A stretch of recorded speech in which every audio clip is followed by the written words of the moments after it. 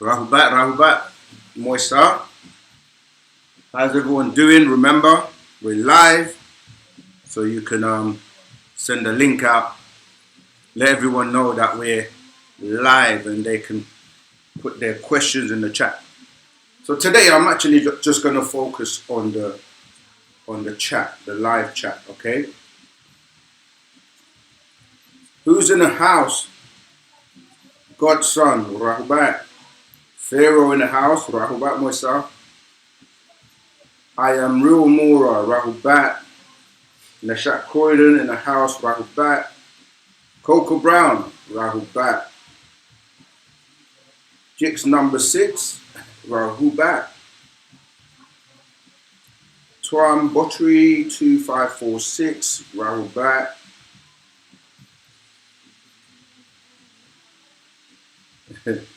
Twam, you don't even say Rahubat, we just straight into the questions. Let's welcome everyone first and share the link, let everyone know we're live. Gina, Rahubat 9013, Rita, M442, Rahubat. Fakhet Ra, Rahubat. Peace and blessings to everyone. Ashok. Remember to let us know where you're chiming in from. Yeah? What ends are you? Are you in the UK? Are you in Cambodia? Are you in the States? Caribbean? Where are you? Let us know. Yeah, Anuki Sahen. Yeah, I am. Good. What is ether? What is ether? We're gonna go into it, don't worry, we're gonna answer your questions. Just letting everyone get their coffees. Well, we don't drink coffee, but you know, teas, herbal teas, coffee, decaffeinated coffee, if you do that. But yeah, let's just settle, let everyone get comfortable. This setup is much clearer and louder than before, much better. Wow, that's okay, that's good. Thanks for the feedback. Yeah, you know, we always changing and trying new things just to make sure that we give you the best value. Honestly, I don't know, can you hear the music in the background? I turned it down low, but you know, our theme track, Freedom for the Master Teacher by Love and Unity, is playing in the background. I hope it's not too loud. Let me know in the chat if it's too loud. I can turn it down a bit more, but if it's not, you know, I like to have that vibes in the background because it's all about freedom for the Master Teacher. Thanks, Coco Brown, for the feedback. Queens, New York in the house. That's Jones Shemuth 955. Okay, Rahubat Saken. I went direct into it. I know we're excited, man. When we deal with wu-sabat, you know what I mean? It's like, yeah, that energy, you know, it's good because we're alive and we got a lot of questions and we got things to address, you know, just keep breaking that spell. Sekhet Ra, Charlotte. NC. What's NC? Yeah, you have to let me know. I lived in America for some time, but I'm not a Yankee, so you have to let me know. I know New York. NC, what's NC? Pharaoh in the house. Okay. Questionnaire Viper 9 Rahubat, love from Guyana. Wow. Yeah, that's good to see. Okay, let's get into it. So, as usual, doing this job of spreading wu-sabat, spreading the truth, bringing the plight of the injustice of the Master Teacher Partner Babyanun to the world. It's not an easy task, and you come across many challenges. As you will know yourself, if you start to try to share wu-sabat or talk to people that are not ready or are not awake. You have to literally do an autopsy. You know what I mean? Like, so, you know, you get some people come at you, they come at you left, come at you with all kinds. But like our good brother elder who just crossed over, Jimmy Cliff, like he says, the harder they come, the harder they fall. You see, we want to appreciate, love Jimmy Cliff, our elder Muqtad, and yeah, send him home peacefully. His journey, his transition to be smooth. He left a legacy, left a lot of music for us, and he loved the master teacher Pine the Bap dearly, supported. There aren't many artists, as you know, in that world that are proud to, you know, stand in solidarity with the master teacher, with wu-sabat, and be proud Nuapian Sabians, you know, because some of them obviously they have obligations, they've signed contracts in the music industry or whatever, but you know, some of them they like, I don't care, I'm gonna represent the truth. You know, we big shout out to Prodigy and to others that you know, wear their antuis, wear their crowns, and they're proud to represent wu-sabat. And of course, every single one of you who shows up every week, we want to appreciate, love you. Everyone who supports us, because it's a big job. Remember, we have some 8 billion people on the planet to reach with wu-sabat. There are only really two sides: Michael and his angels, and the dragon and his angels. And unfortunately, I didn't get to do the class Saturday that I planned. I'm going to do that the next time I'm teaching on Saturday. The title was Ascending and Descending Beings. You know, you have people, you can see the length, and this is what it's representing. Ascending beings that are going up, and you've got beings that are coming down. And you've got past each other on the way. So you have those that are ready for wu-sabat, that are ready to change their life, to be better, to grow up, to be supreme beings. It's a conscious shift. It's not just a physical one. It's a physical, it's a mental, it's a spiritual, but most importantly, it's a conscious shift. Yeah, so not everyone is vibrating on that frequency here. God's son in the house, Rahubat. Yeah, with them ones, for real. All right, so yeah, you got to choose which side you're on.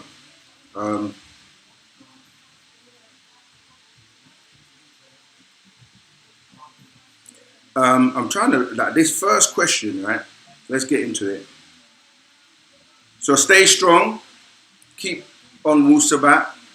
It's not an easy road, but the benefits are definitely worth it. And anyone who has been on the journey for a while, they can attest to that. You know, wu-sabat is real. But yeah, so this first question from Twamboteri 2546. We always try to keep things as simple as possible, yeah? So could quantum decorrence be a scientific analogy for the soul's veil of forgetfulness, where a non-local spiritual nature becomes localized and forgets its origin when entering a physical body? Please simplify that question. I don't really follow you. Try see if you can simplify it. Sekhet Ra, wow, much love. You've just given us a nice donation. Freedom Master Teacher Dr. Malachi Z. York, partner Bagianu. Peace and blessings to all those on the path to righteousness. 100%. Thank you.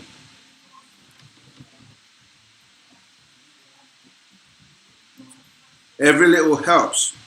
You never know what you do that really helps somebody. So no matter how little it is, it's always appreciate love.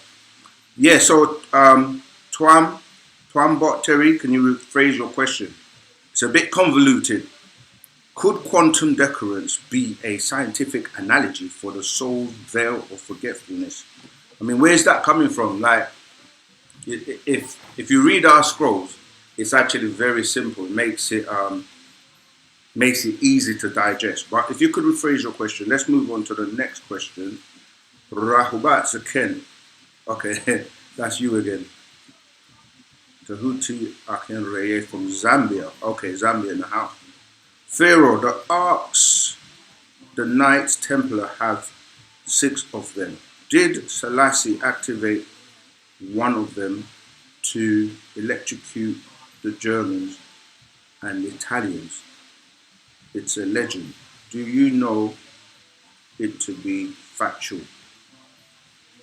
No, I don't know it to be factual, but I know many people were trying to find it, and there were many fakes as well.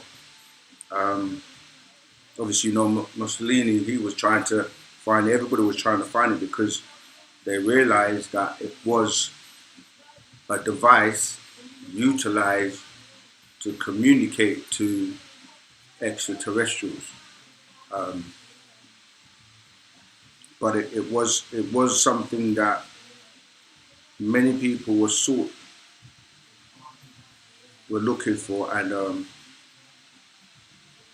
yeah. But I don't know what scroll. If you're coming from a scroll, it would be good if you're coming from a scroll to give me a reference so we can read it and see where you're coming from.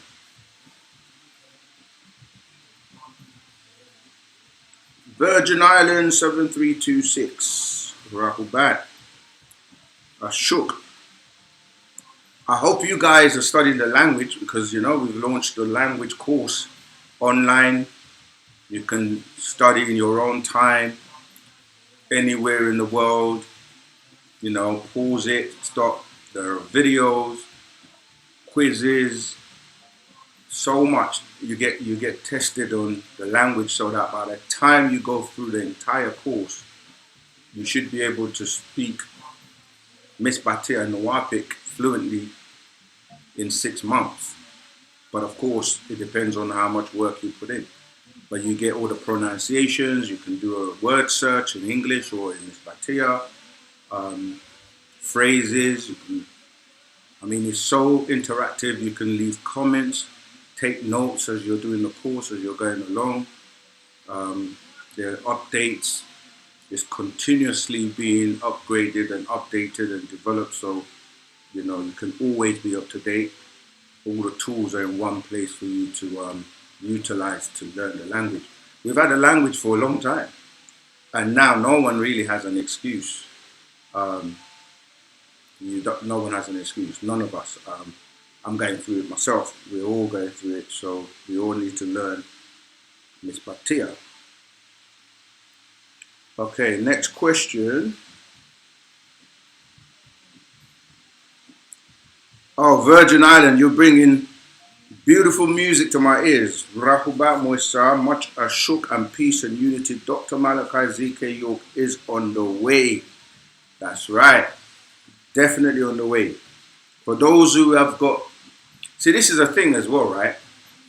As you develop in wu-sabat, all the things we talk about that the master teacher teaches us in terms of our higher senses and our abilities, you actually start to see these working within yourself. Your telepathy, your intuition, your psychometry, your ability to be in tune with nature and knowing things that are just innately within you. You know when someone is, you know, you can listen to their so-called news and find out that you just know that doesn't make sense. And you know when things are happening. So those in tune can feel it, right? He's definitely on the way. Mabdallah Basar, is there any validity to the practice of microcosmic orbit meditation to your teachings? I don't know why you lot are on these big words today. Microcosmic orbit meditation. Like, of course, meditation, okay, let's break it up. Micro just means small, tiny. Cosmic relates to the cosmos. orbit is circling, right? Meditation, the word meditation, you can break it down to midi or med or middle. Yeah, so what you're saying is there is a connection between you and the cosmos, right? And yes, so meditation is the ability to tune in and receive and transmit information to information, and you're now a part, you become a cosmosan. So you realize you are part of the all and the all is a part of you. Yeah, because everything vibrates and everything in its tiniest form. Yeah, you're dealing with energy.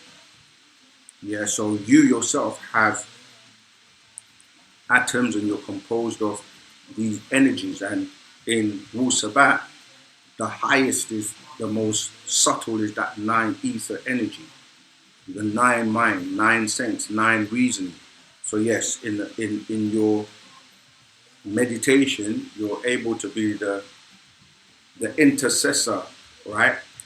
So your mind is that device, which is an electromagnetic device. Yeah, it's a semiconductor. So you can, if you tune in, that's what meditation helps you to do. To disconnect from the 3D world and tap into the higher dimensions, 9 dimensions, if you have the right tools. Number 1 tool being a soul. If you don't, you can tap into ethers anyway, but there are degrees of ether. So you can tap into the lower ethers, but not the highest or the high ethers where our ancestors, the Panatharu, exist and reside. See, so you're receiving direct communication by way of your mind, your thoughts. You're receiving, and then you're able to, if you can, process what you're receiving to help you. All right, but let's try and make the questions straight and, keep it simple, stupid, so anyone can understand and get it. Italy in the house, Music World creates music, Rahuban. Right, let's go to the next question from question near Viper 9. Clearly you can see that the anarchy are not our gods nor our creator. Is that true? Yeah, of course. But the thing is, I don't know if you're referring to the Anunnaki, but they create anarchy. Anyway, the Anakites, you can see how the word relates. Anarchy, Anakites, Anunnaki. When we say not our gods, the word God is a very limiting word, and people get taught that they're given characters like God, Allah, Yahweh from the religious books, and those are the gods that people are referring to. But our creators, our Panatharu, the overseers. All right, yeah. So you are right that those are causing anarchy, and the Anakims, the Anakites, are not our gods, although they've mixed in, because they took wives, and some of them even raped and took wives from the seed of not only the Adamites but from the Pataites as well, because Enki went into Africa and took wives in the Anunnaki stories. But you are right, questionnaire Viper 9, you are right, they're not our gods, nor our creator. How much is it important to have a passport for you and your family? How much is it, or how important is it? You said, how much is it important? Okay, very important, because the system you're living in right now, even though people think they're free, look out for the video called Freedom coming out that we recently did. And it's a great question because we're living in a world where your civil liberties are becoming rare. And even though people say you're free, but you cannot go anywhere you want. Because when you ask people, what is freedom, or what does it mean to be free? People say things like, I want to be able to do what I want, when I want, how I want, without any interference from anyone, right? And the reality is you can't do that. And so to transport yourself from one place to another, you need a passport to transport yourself, you see. And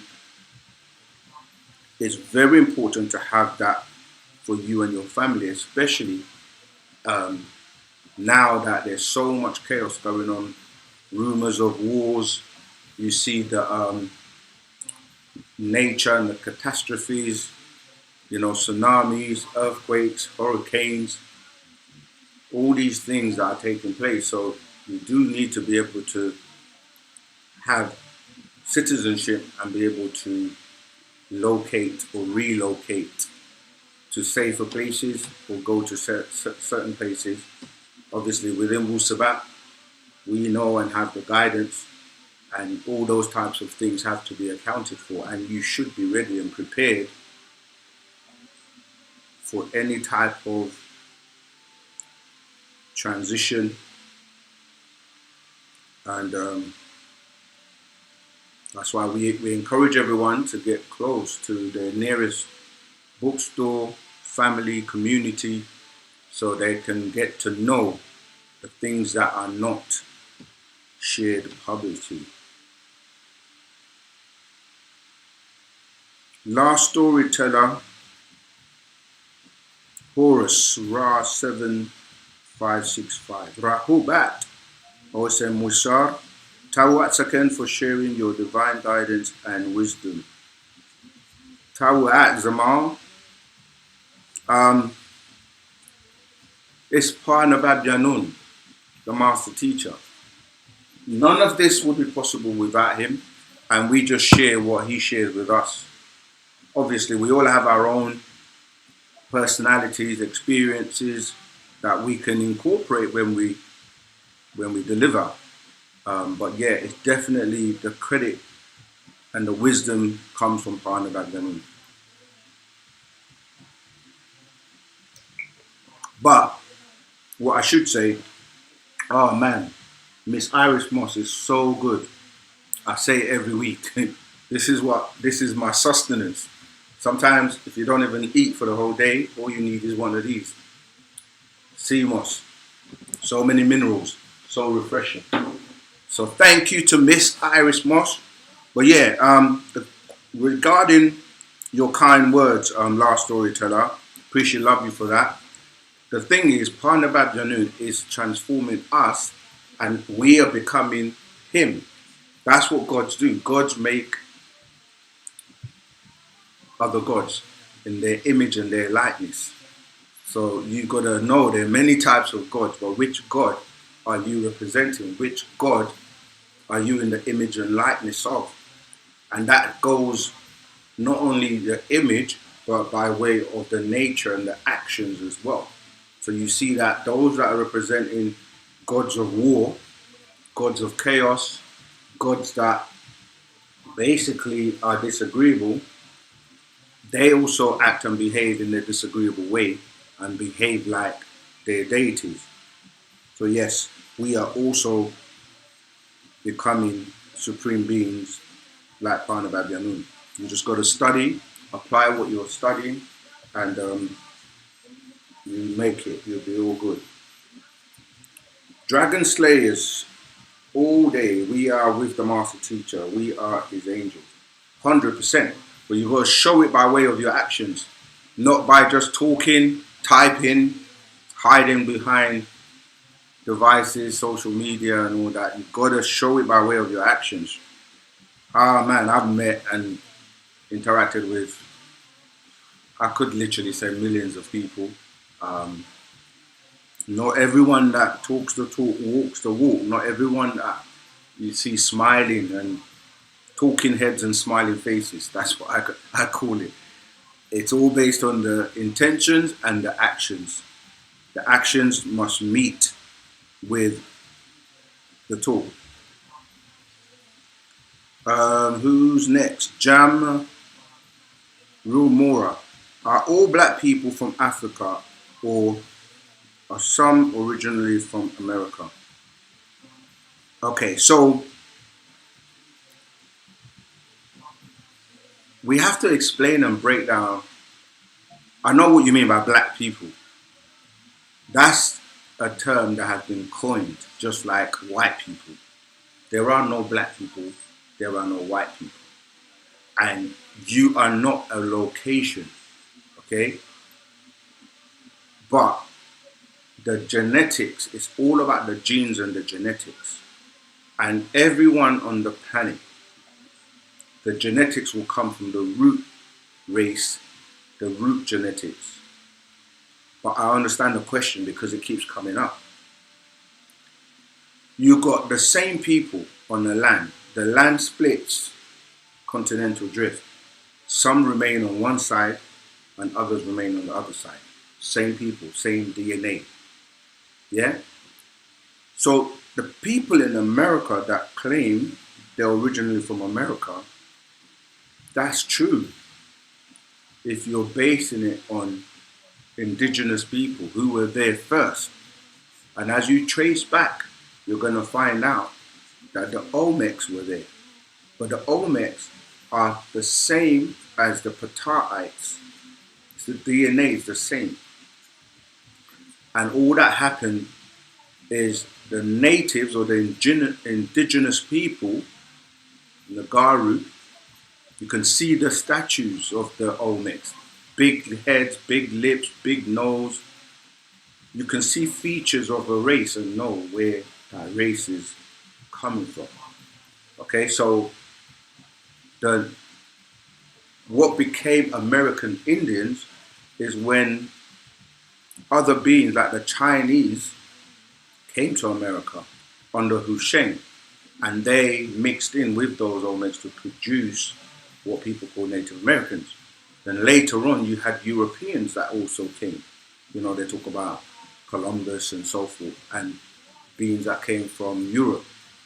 You know, they call them the forefathers and so forth, right? You look at their features, you clearly see that they're from Europe, because anthropologists, people who study the origins of people on the planet, in terms of the archaeologists, they dig up fossils, they find and they dig up bodies and take DNA. DNA is one of the most important discoveries in terms of scientific, basically discovery. And with the DNA, they can now still find and arrest people that committed crimes maybe 20 years ago, just from a piece of cloth or finding some DNA.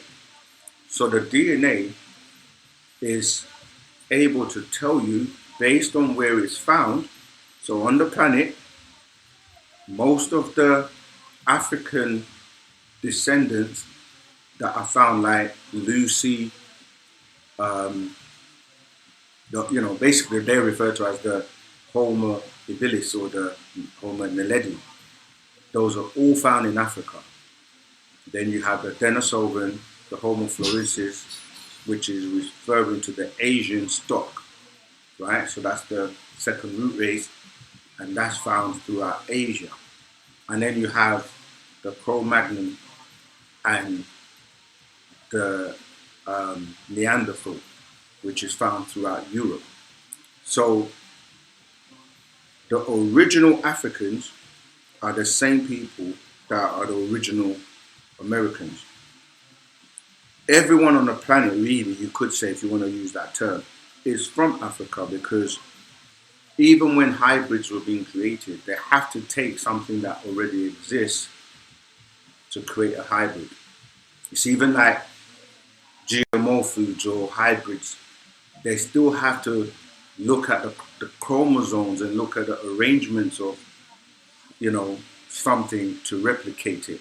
But they don't have the full naturalness about it. So it's not natural in that sense because it's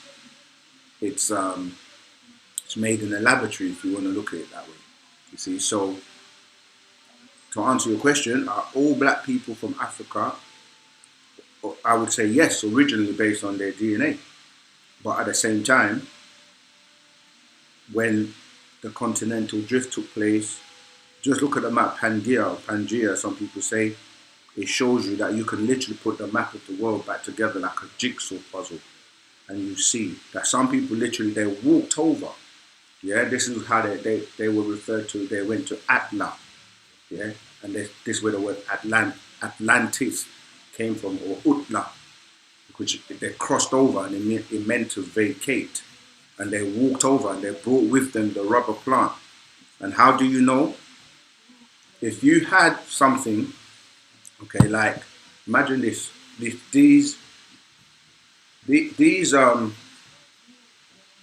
artifact that you're seeing on my suit here, yeah? When I put them together, you can see that if I split them like the continental drift, you can go on one side and everything that's growing along the coast, yeah, the fossils, the trees, would be the same on the other side. Because once it was together, before it split, so all you have to do is do some research. So yeah, the continental drift is real. So they brought the rubber plant over, and this is how some of the games started, like what you call it soccer and football, because yeah, those Olmecs, they're the same ancestors as the original Africans from what we're calling Africa or Pataites. What is beyond the ice wall? Okay, there are many things beyond the ice wall, but mainly different settlers of extraterrestrials, bases. It's not just beyond the ice wall, but you've got down as well, going into a lot of the what we call the subterranean world. They found everything the master teacher has ever said in terms of Shambhala and Agatha, with the you know, the different beings living there, different environments. Yeah, and there are entrances to the caverns and to the subterranean world. There are beings that have been on this planet for millions of years, living in the deep seas. The sea, we call it the planet Earth, but it's actually more water than Earth. And most of that water has never really been explored. They show you movies where they have like submarines and they can only go down so far because you need certain apparatus to be able to live and breathe. And so yeah, there are many things beyond the ice wall. The main one is different species of extraterrestrials that have been here for a long time, and they don't want you to know about them, but eventually it's actually, I mean, there are many videos circulating now with some of them are fake with the AI and all that, but they have to show you slowly the truth, but eventually it's going to be so common that everyone's going to know. Okay, Twambo Terry again. Twambo Terry. What's the concept and purpose of the veil of forgetting when incarnate here on this Tapao world? Example, the master teacher had to be visited by beings who reminded him who he was. Again, yeah, you've got to try and phrase your question a bit more simply. But forgetting is to help you, because a lot of people have experienced a lot of trauma in their previous lives, and it's like when you're coming back, you're being given another chance to improve and be able to make it out of there and not come back and go through the process of repeating and repeating. So the master teacher was prepared. Just going back to your question. Example, the master teacher had to be visited by beings who reminded him. I mean, had to be given instructions, because as a child, it takes a while for you to grow and mature. You have to go through experiences. It's almost like in this 3D world, the rules are that you go through a growth process, right? And that's to prepare you. It's almost like a child comes out, it's grown. This world is about growing things. Growth is what people call creation. Even though it might start off as a minute atom, or like we say sperm, but when you go into the sperm and go into the details of what's inside of it, it's by design. So you come out as a child, you have to learn this environment. So, you can't move, you're dependent on your God, your mother, goddess, to feed you and grow you in her womb until you come out. And then you have to learn how to, because remember, when you come, you're an energy, you're pure energy. And then that energy then gets surrounded by the elements in this environment to take a form, a physical form, because in this realm, locomotion is based on you having a physical form. But that bacteria that surrounds the pure essence of you as a being that's coming here etherically, and you have many layers. Like etherically, you have the spirit, and if you've been seeded properly, you have your soul. But to move around in this world physically, you then have to grow limbs, you have to grow hands and feet, and your lungs and your heart and your brain, and all of these are the physical attributes that you need to be able to move about on this planet. So you don't just put a seed in the ground and then straight away a big tree pops up with fruits. That's not how it works. This is what the illusion or the distortion in the religious world is. They make you think that things are instantaneous, like God just says, let there be light, and there was light, and let there be this and that. That's like magic tricks. It doesn't work like that. Nature doesn't operate like that in this world, in this realm. So it's a process. Some people don't realize that sometimes it tells us in the Man from Planet Risk book that you have to be intravenously fed. It's like a baby. You don't start feeding a baby rice and peas and oxtail and chicken and rice as soon as it comes out. Its system's not developed. It doesn't have teeth to break it down and so forth. So you go from feeding a baby food. It's only when they get to the point where they now are able to eat solids that you start to give them solids, you see. So there is a process, there are rules in nature.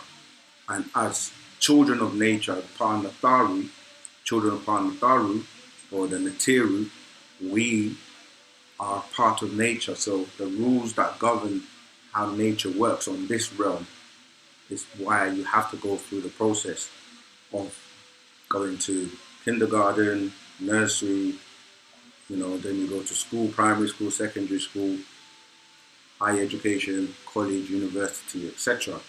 So he was a child. He had to go through that, even though the being within him, like I said, the soul has no, like, it's eternal. It has no, like, birth date, and so the soul lives forever.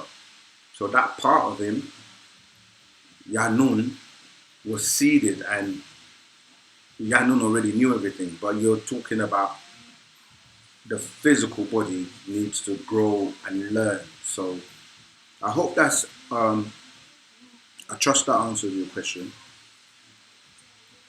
But then, yeah, then you start to, as you grow, you start to become wiser. You start to, I mean, he was speaking and learning even at a very early age because he was actually, you know, selected by the forces of nature by design. Even yourself, you've got to be reminded of who you are because you've lived many lives.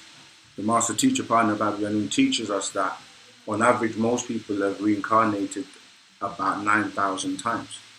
And it's chances for you to perfect yourself, yeah, so that you can make it and move on to the next realms of existence and experience that as you are experiencing this lower physical realm we call the material world. All right. Okay, let's go on to Mabdel Basir. It is a, okay, Taoist practice about circulating your life force energy to, yeah, all these other people, whether it's whatever teacher, they get their concepts from wu-sabat, because wu-sabat being the oldest, the first, and Nagaru or Negroid, 9 ether beings first, and you will then find similar teachings in other races, you know, like Hinduism, Buddhism, etc. But they can only take you to 7, maybe 8 ether, not 9 ether. But yeah, the forces are forces, the energy forces, that's what we're saying. Ether, there are different levels of everything. So yeah, we're dealing with wu-sabat. I know people like to bring other philosophies or other teachers or other races, doctrines and so on, but nothing is superior than wu-sabat. So you're better off learning wu-sabat, then you see how all the others tie in. And that's the same with language, with basically everything. But it's just that there was a concentrated effort to make us forget who we are and our true roots and our way of life, our culture. But yet when you start to look and go back to the ancients, even if you just want to go to what they call Egypt today and deal with the pyramids and deal with the knowledge that they had, is superior to anything else. And it's just that we're now in that cycle where we are basically being woken up from the sleep that we've been under for 6,000 years and suffering from amnesia. And the master teacher had to come and say, wake up. And he's been designed and chosen by the forces of nature to do that because he renews our story every 24,000 years. And that's what's happening now. So everyone on the planet is going to evolve more on a higher conscious level if they want to. If they don't and they want to continue listening to 6 ether doctrines, 6 ether forces, 6 ether gods and beings that have dumbed them down, and that's their choice, what they put into their body, because as you learn, the more you learn, it's all about putting it into action and into practice so that you can elevate. Okay, Pharaoh, sorry Zamal, not a scroll. I've seen some of them. Arcs with my own eyes, there are many. We have 6 of them, some in the Grand Canyon, some in the national parks. Okay. And the one in Ethiopia, yeah. Is that still referring to the Ark of the Covenant? Yeah. But yeah, there are a lot of fakes, but the real one was kept sacred and passed down,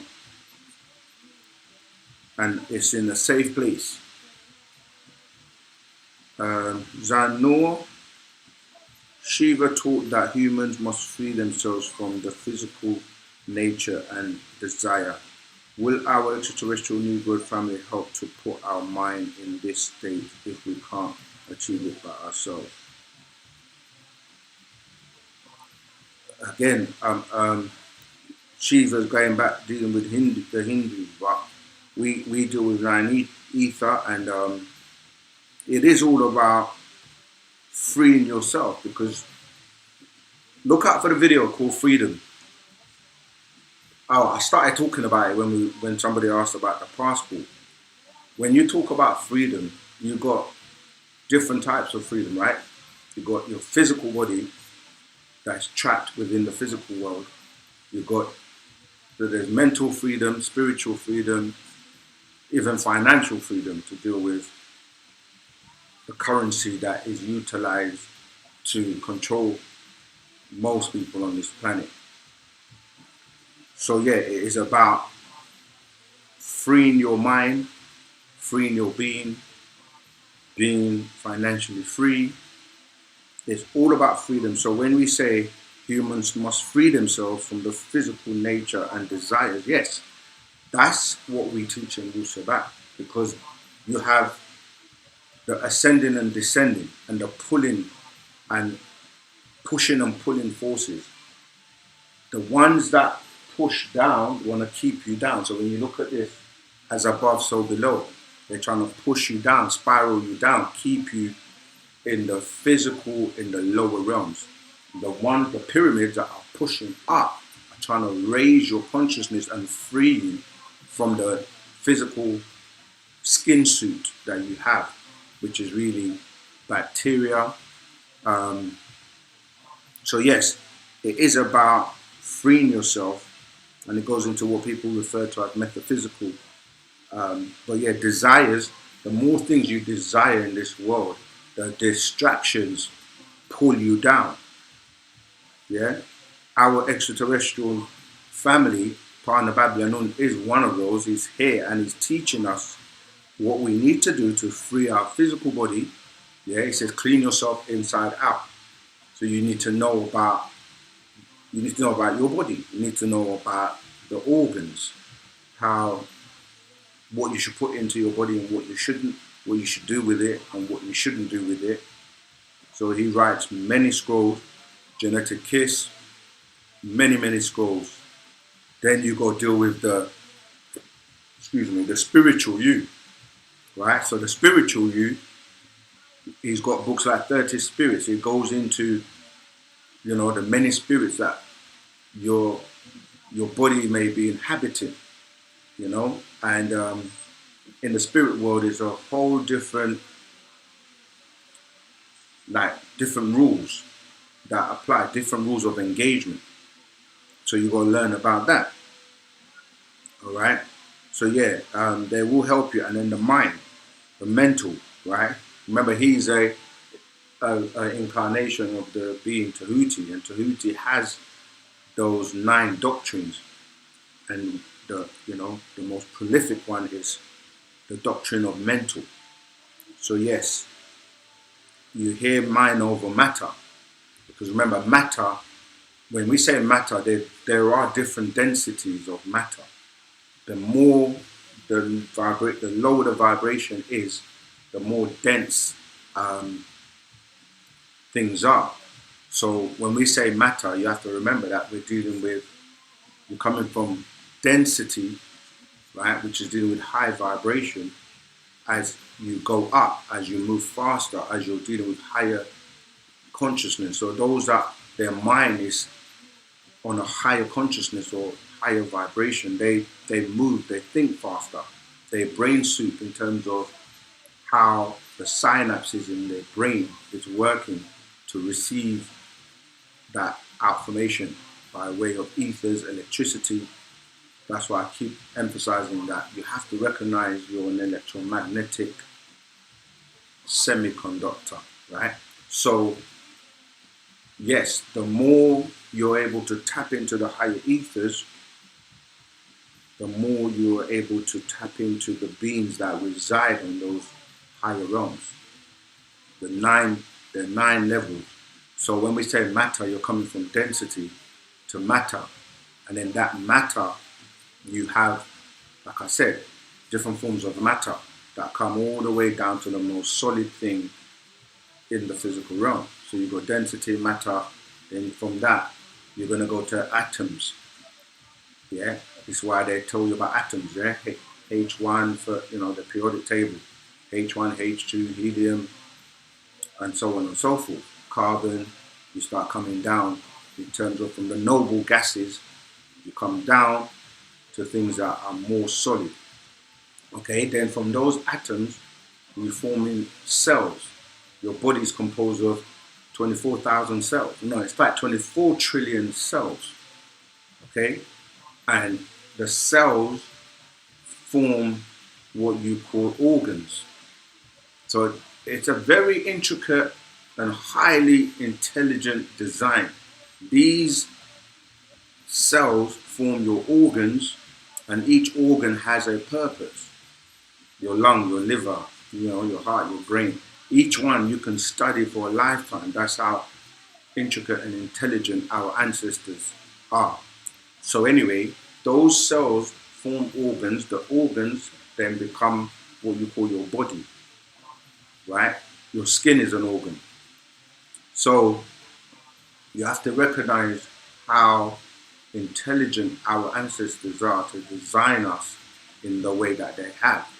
There's no robot, no AI right now, nothing that is able to be like we are.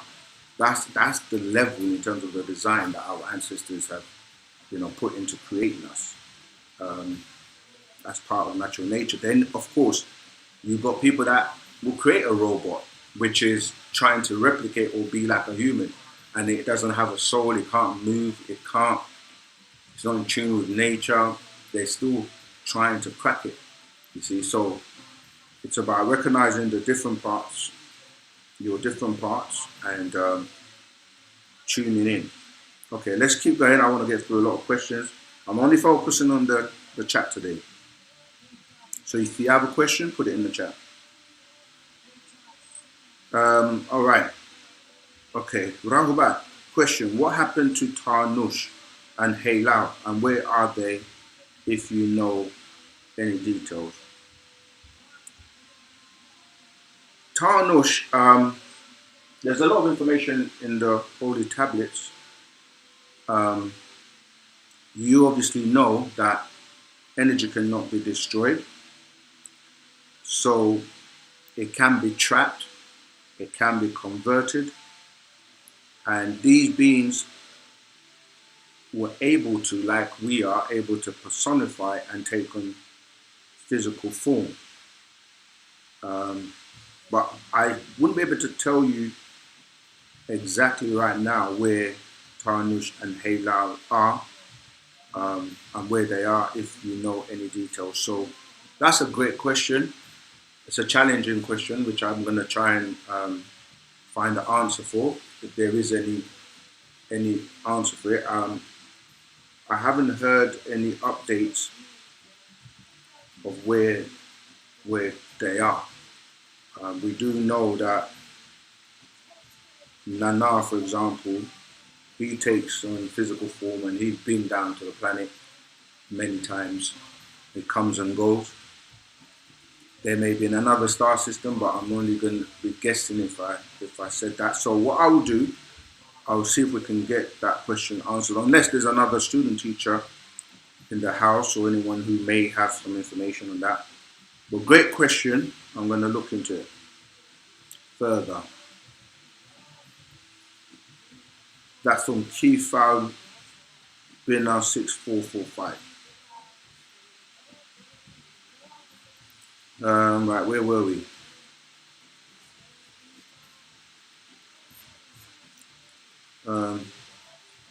Yeah, that was it. We were on Shiva's question, the Shiva question. Thank you for answering, no problem. Antak Abir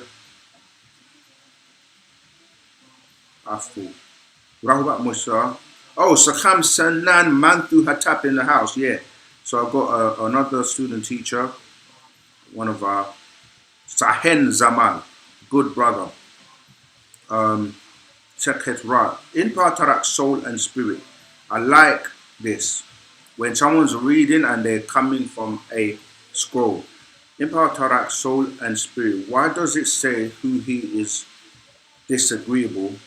And in the same book, can you explain number 9? All right, let me see. What's the Patarak, soul and spirit? Let me see if I have it. I'll look for it. And then we can see what. Yeah, this is what you should be doing. Studying the scrolls and asking questions. That's how you progress quicker. You learn a lot. Soul and spirit. Bear with me while I look for it.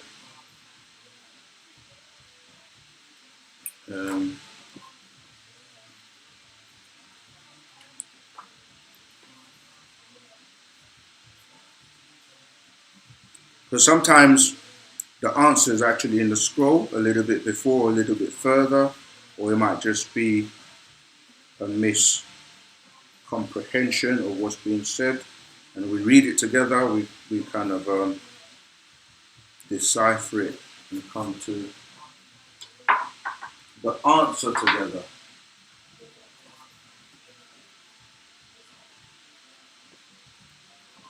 There are quite a number of scroll. Oh, there we go. Is this, what was the scroll? Soul and spirit. Is it soul, soul, spirit, spirit? Because you're saying soul and spirit, and that's not. Is it soul, soul, spirit?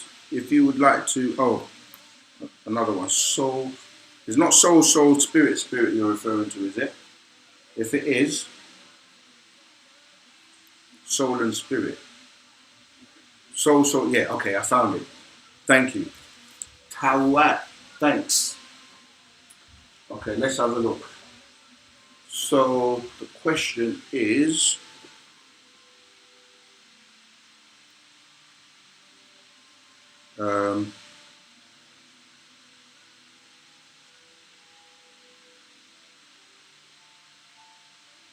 okay, there you go. In Patrak, soul and spirit. Why does it say who is disagreeable? And in the same book, can you explain number 9? Where does it say that is disagreeable? You have to give me the do you have the page? Saves me a bit of time.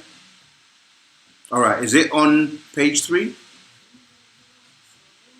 All right, it says, so they come in all races, yet serve the Ka'anu Canaanite in actions and deeds, the original fallen ones, the Moloch, cherubim, Huhi. Oh, is that what you mean?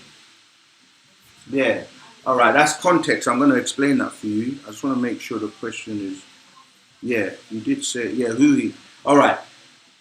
It's not saying that Huhi is disagreeable.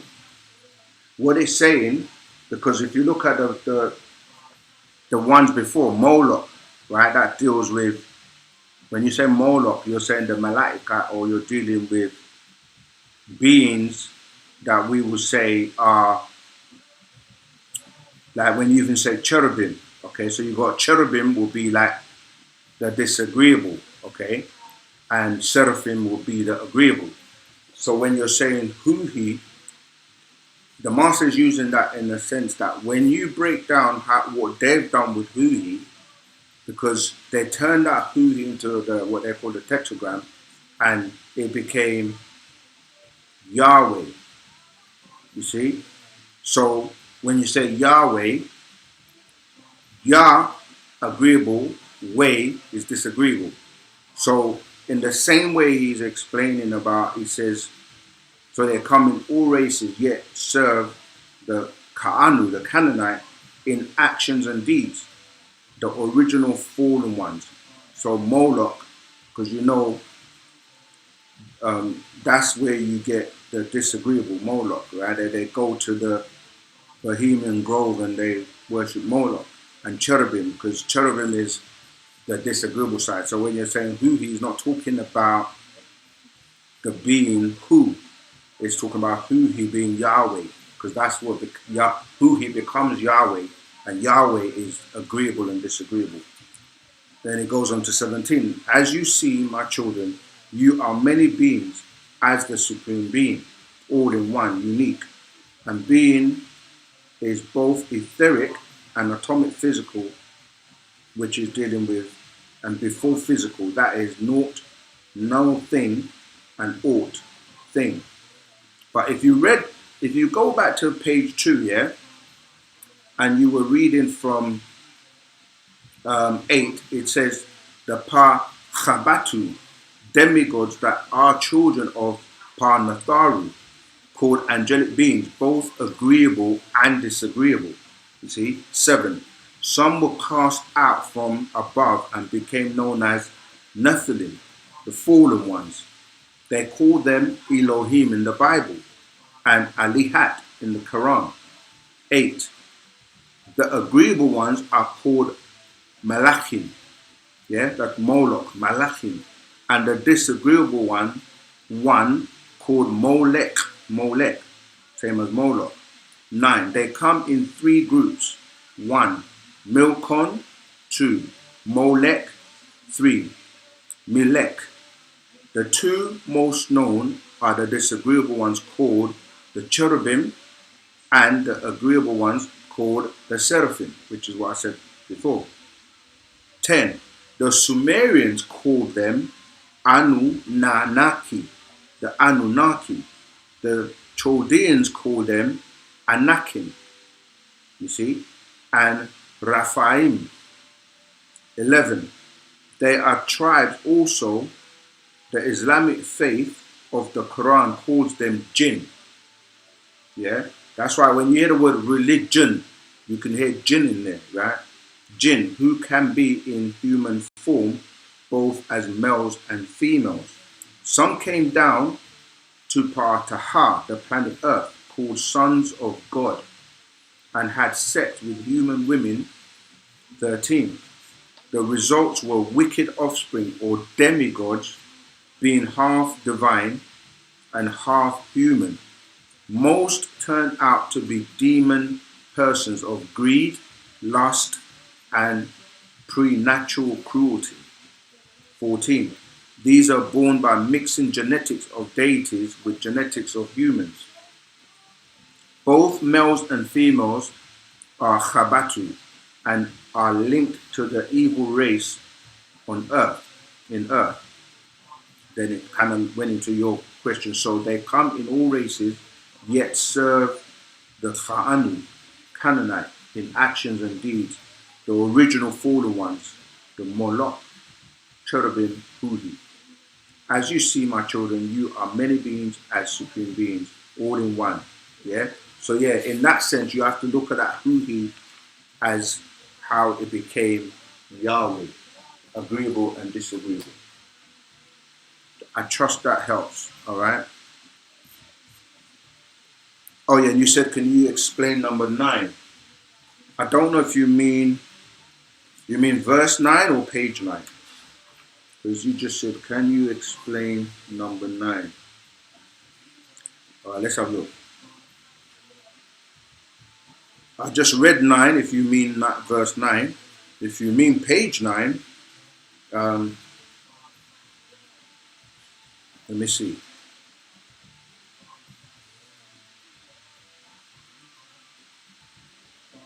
Yeah, let me just check if you're clarifying that, because 16, Molech, Hudi, disagreeable. Number 16. I think that's what I just explained. Yeah, that's what I just explained. So you must have posted that before. Okay. All right. Let's keep going.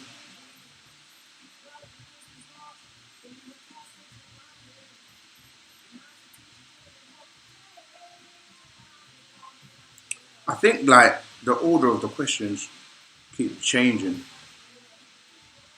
Okay, let's go to Shaydale 93. Rahubat Suken, I've noticed that in wu-sabat teachings, the new year is observed in April. Could you explain why April is considered the start of the year and what significance? No, our new year is, excuse me, it's not April, it's June. or where are you coming from? Is there a scroll? Is it a calendar?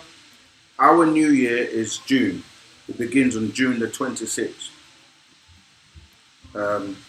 What's the next part of that? Where did you get New Year's observed in April from? Let me know. That's Shado93. Explain why April is considered the start of the year and what significance it holds. No, in wu-sabat, the start of the year for us is June. It's not April. June the 26th. And it's the master's birthday, for one. And it's dealing with, obviously, sunshine. It's a summer month. It deals with the energy. But yeah, I don't know where you got April from, but it's June 26th. Shado 93 again. I always felt like it was, as it's spring, nature awakens again, then not in the dawn of winter. Yeah, there were only really two seasons. What we call hot and cold, or summer and winter. But the transition from one to the other was introduced later on, where you got autumn and, or you guys may call it fall, and then spring. But yeah, so two natures really: agreeable, disagreeable, sun people, moon cycle, sun cycle, golden cycle, silver cycle. Yeah, it got changed later on. But yeah, summertime, or we're sun people, so that's when we come to our we wake up. It's like when you look at the nature, you see that the flowers come back out and everything starts to blossom. Wintertime, everyone hibernates and it's all cold and the leaves fall off the tree. But it's a cycle. Nature has a cycle. Like the planet has to be cooled on one side and the other side is facing the sun. It's all by design, by intelligent design, to keep things in cycle and flowing with nature.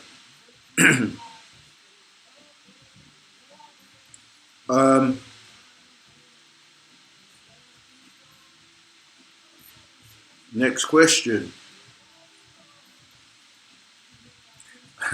Didn't this used to be a grime channel? That's from William. Villaman, I can't pronounce your name. Yeah, like everything in life, it evolved. Things, after a while, you can only listen to so much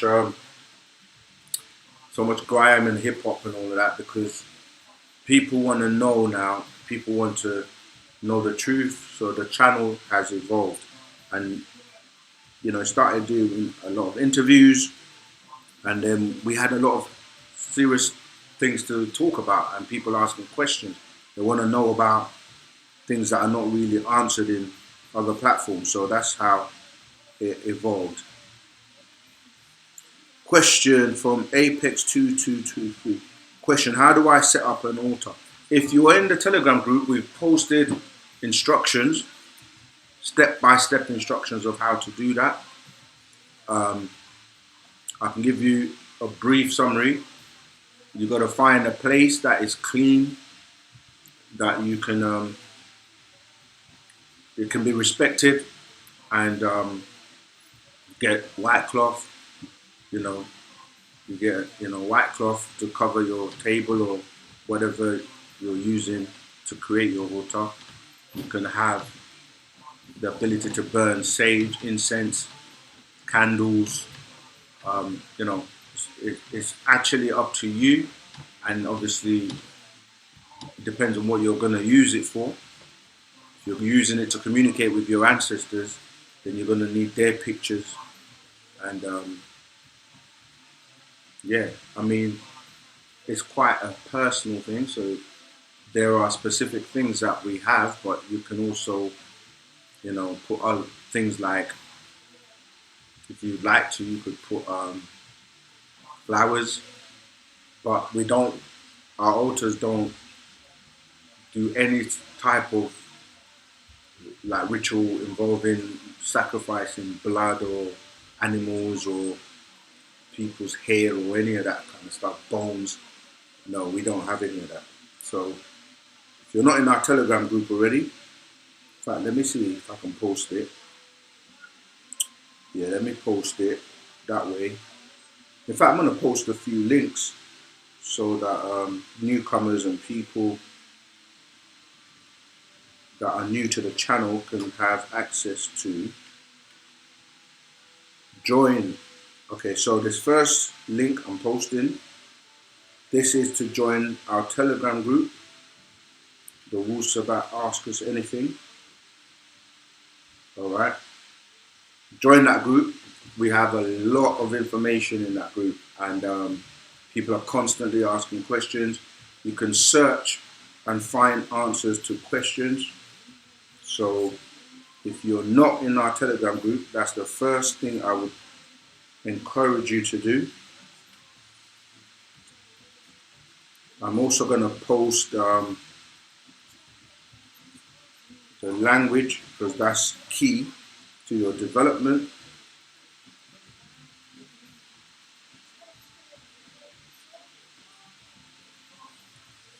And then we get back to the questions.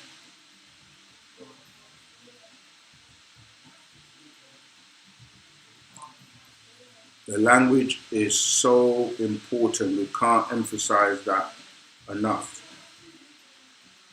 Okay, so posting those links.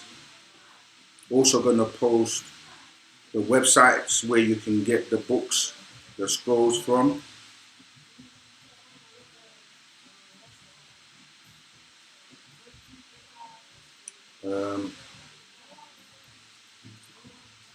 Call me.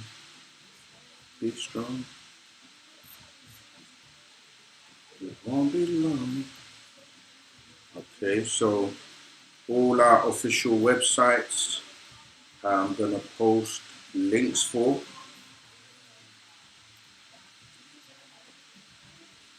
Master teacher, freedom for the master teacher.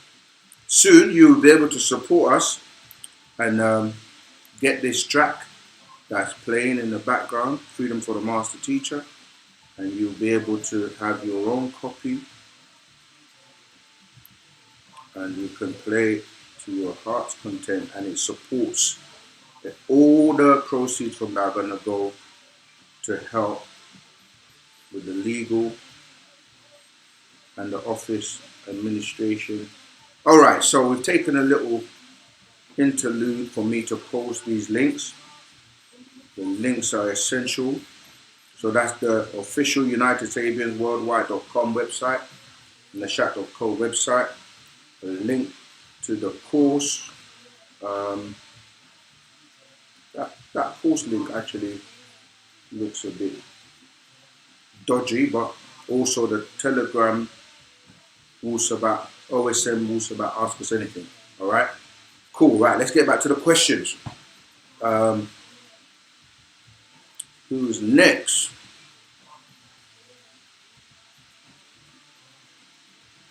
Okay, can you give me, in the sacred wisdom of Tahuti? Oh yeah, so I hope that Apex 2223, that helped you in terms of how to set up your altar. Join the Telegram group. We have step-by-step instructions that go into more detail. You've got another question. In the sacred wisdom of Tahuti, there is a prayer on page 11. Right, let me get hold of that just to see. Oh, here we go. In the sacred wisdom of Tahuti, there is a prayer on page 11. Can that be recited at home as it mentions being at the Black Pyramid? Okay, let's have a look. Page 11. Bear in mind, the sacred wisdom of Tahuti came out quite a long time ago, and we're in the hereafter doctrine. Yeah, I see Is it the one that says Nook Ama'ur? Right. So and the script. This is the hieroglyphic script. Okay. So what I was saying is everything has been updated because we're now in the hereafter doctrine. So the language, the tones are different. You can still use this, but you see, like, this is why I posted the link for the language. It's so important to use the right tones in the hereafter doctrine. So you say it says nook, for example, which is I, yeah. Now it's nakuk, yeah, and deek. You'll see, deek and took. Those words have changed. Deek used to be that. Now it's not that anymore. Hafeth. See, so some of the words have been updated. So you can still use this and say this, but really you should be upgrading it with the hereafter doctrine and the chants that we have, which you will learn through the language course. And in terms of what you said about the pyramid, you have to remember that you're mental, and it's like people that say, oh, I didn't get the chance to go to Tamaray and perform the Mugaraj, right? Mentally, you can go anywhere and you can be anywhere and you can actually visualize yourself at the pyramid and you can travel. So we're not limited by just physical places and physical locations. So remember that you can still do it. You can still do the Mugaraj in your mind. The Mugaraj in your mind. You can literally walk the labyrinth and focus. All right, hope that helped. Next question. Can you wait? I think I've missed a question.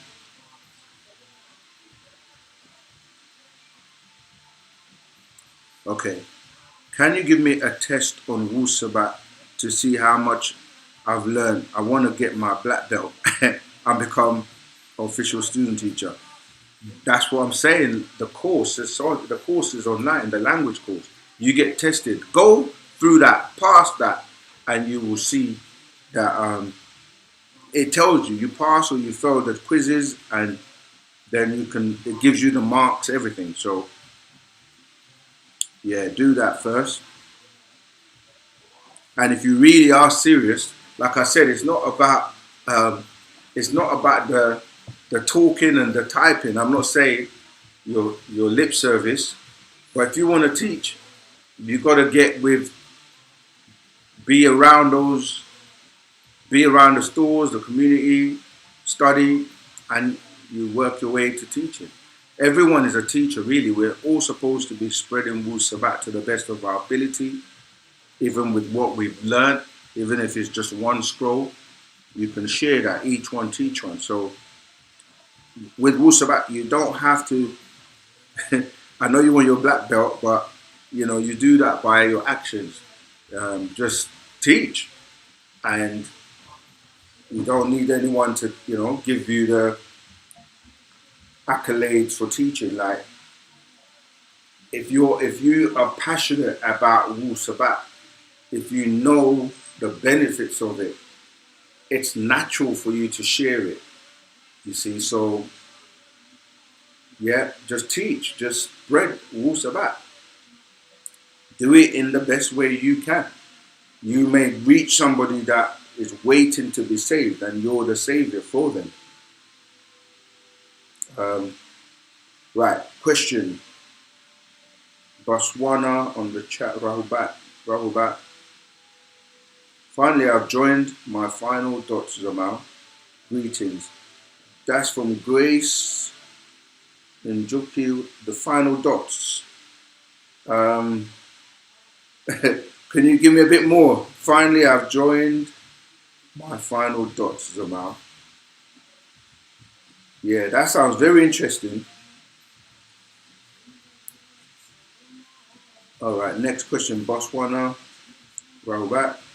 Question, can you explain the beings Huhi, Hika, and Sia? How are they? What type of beings are they? Right, so they're elemental beings, meaning that like everything that you see comes by way of someone's mental. Like if you imagine you have a thought to create something, you do it in your mind first. That's why as above, so below. So you have to be able to, okay, think about it. If you want to build a house, you're going to think about it, and then maybe an architect will design it on paper, and then you actually get the physical material and build a house. These beings, they, like, you're dealing with who, for example, they are the creative will. So when we say elemental beings, when you start to look at beings that reside on high vibrations, they are able to do greater things with their state of what we would call mind. Okay, so they personify things. And when you look at the cosmos, the universe, the multiverse, these beings are the ones that are designing and creating these things that we call, that give order. Like, for example, the sun. The sun will be there for millions of years performing its task. The stars, the galaxies, the universe, they are in order. Things are not just in chaos. So when you're talking about these beings, you can read more about them. Trying to remember which scroll. There's an actual fact. Is there an actual fact? I don't recall which one it is, but yeah. So you're dealing with what people call hika, or they say magic. So when we talk about alchemy, ancient Egypt, people came to study these sciences. So hika would be what they call term magic. It's not magic, it's knowing, like you said, the utterance. Yeah, so these are triad beings. Yeah, they're triad beings, they work together in triads, like how you have atom, and a moon. You're dealing with high toned vibrations and frequencies where they can literally personify things by tones. Like if you know the right tones to utter, you can do many things. You can move great distances. I'm trying to express it in the best way I can, but yeah, these are very high beings that vibrate on a high vibration as elemental beings, and the world that you see around you, they are operating outside of that and creating what people marvel at. When you say to people that beings create planets and solar systems and galaxies and universes and they design them, people don't understand the levels of development of these beings. Yeah?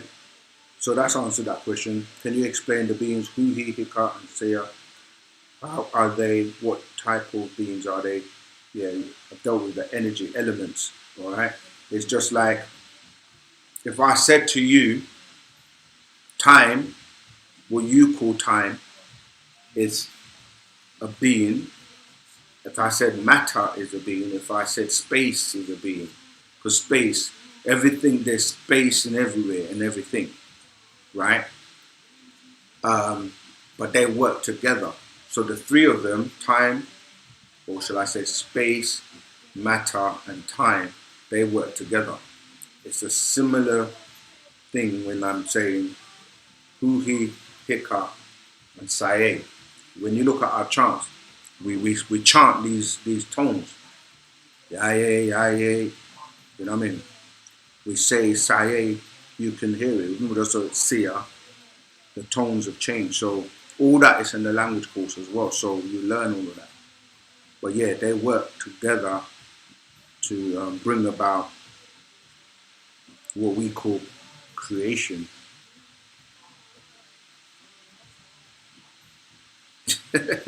Pharaoh, you're funny. Please, can I get my black belt? I've stopped snow bunnies, KFC, and bud time. Well, you are your own judge. All right, let's keep going. Can you answer these two questions? Why did the Pleiadians want Yakub to create the white race? Did the Pleiadians have a negative reason for wanting Yakub to create them? Yes, they did. Because they want to take control and control the planet, and they wanted food. Yeah, it's all based on their selfish needs. Yeah, because they wanted food. That's what they were created for. And it's not really, the term is not the white race. It was the Adamites. The Adamites. And they were grafted by taking what was already in existence. So can you answer these two questions? Why did the Pleiadians want Yakub to create the white race? Remember, he had a motive.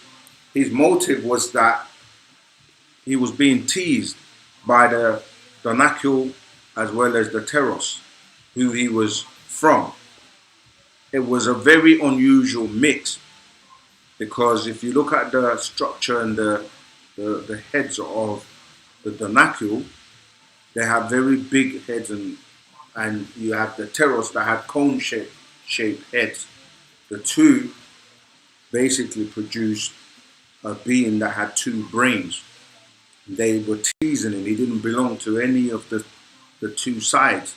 So he was like, I'm gonna create a being that's gonna be under my control to utilize, to do what I say. I'm gonna rule over them. It's like creating an army. But unfortunately for him, he didn't realize that his brain was being telepathically controlled and influenced by these Pleiadians to help him create this being that he was trying to create, which were the Flugorods, right? So the Flugorods then mixed later on with the beings that the Anunnaki also created to be workers, and they created the Adamites from those beings because they were a replacement, because the Pleiadians didn't want to be eaten anymore, because they were being eaten by the Draconians, right? So the species of reptilians, the Draconians were eating the Pleiadians, and they just had enough, and they were like, if we give you a substitute, will you stop eating us? But the story goes even further than that, because the formula to do this was from the Natharu. And what happened is that because these beings were rampant on the planet, they wanted to wipe them out. And they wanted to wipe the Draconians out, because the Draconians were the ones creating a lot of the chaos in the different star systems. So what happened is, although they were saying, okay, we'll give you the formula to create this being, they also added in that formula, without them knowing, a strategy that when these Pleiadians, when the Draconians ate the Pleiadians or the Adamites, they also gonna die. So it was like, yeah, give the Draconians a food source to eat, and then you kind of like what they, you know, the term people use when they say kill two birds with one stone. I don't know what birds have ever done to anyone to be the ones, but that term is like, you get two things done in one. So that's what that's what the plan was. You can read more about that in 18 plus 1, 18 plus 1, 37 genes of the mitochondria DNA, which is a scroll by the master teacher, of course, Parana Babianu. Oh, I'm going to take a little sip because my throat's getting dry. Miss Iris Moss always comes through.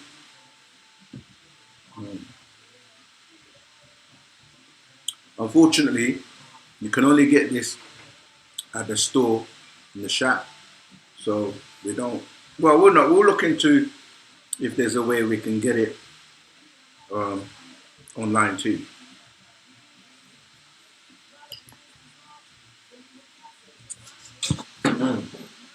All right, let's get back to the questions. Right, this is from I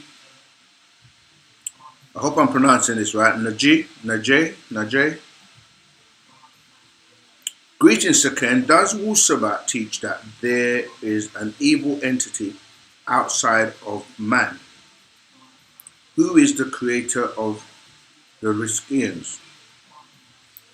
Yeah, there's evil entities, because when you start to look at what you're saying evil, it depends on what you're calling evil, because evil and good and bad are subjective. Something can be good to one person and bad to another person, but yes, you do have evil entities outside of man, because you've got beings on the planet that are disembodied beings, meaning that they don't have a physical body. It tells you that some of these beings that were cast down here, they didn't have bodies. If you read the scroll called the Anunnaki, I'm going to try and find if we have it. That scroll explains that you have, let me see if I can find it. Part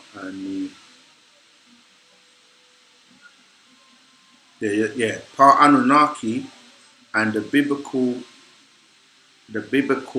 and Quranic race. Okay, when you read that scroll, and also I think the spiritual you are after the physical you died, it explains. So I'm posting the link to that scroll I just mentioned. It explains that there are beings that are not physical, like spirit beings. If you watch a movie Fallen with Denzel Washington, they show you a good visual of this. So yes, there are many beings that are on the planet that are outside man that are disagreeable. So when we say evil, trying to find a question. Yeah. Does wu-sabat teach that there is an evil entity outside of man? Yes. And who is the creator of the Riskians? Riskians, when you say Riskians, you're talking about beings that reside on the planet called Risk. Riskian is like saying earthlings, because there's a planet Earth and the beings on it are earthlings. But then when you start to drill down into earthlings, okay, there are many types of races on Earth. Then you have like the root race, which we call the Negroid. You have the Asian race, the Mongoloid, and you have the Caucasian race, okay, which then drills down. But then you also have mixtures between these three root races to create all types of hybrids. So when you say who created the Riskians are beings like we are. So we are their children, as in the actual beings we call overseers, and they're Etherians really, because they're made of pure energy that we refer to as ether.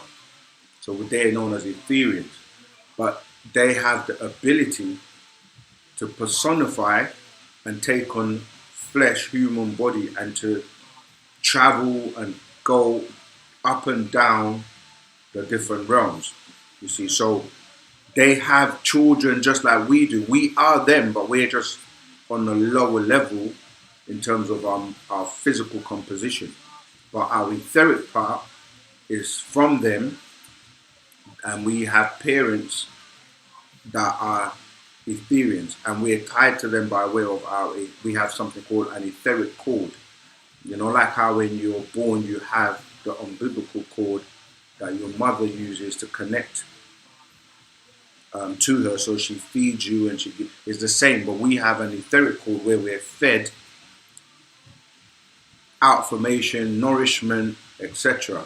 But it's kind of a simple explanation. It's like it's invisible, so because you can't see it, but you can tap into it by way of your etheric being, by way of your mind, the mental, you see. And you've been crystallized with being dumbed down with the wrong information, the wrong things that you do to yourself, the wrong diets, food, music, clothes, name it. You've been under a spell, and the beings that are adverse to 9 ether are 6 ether beings.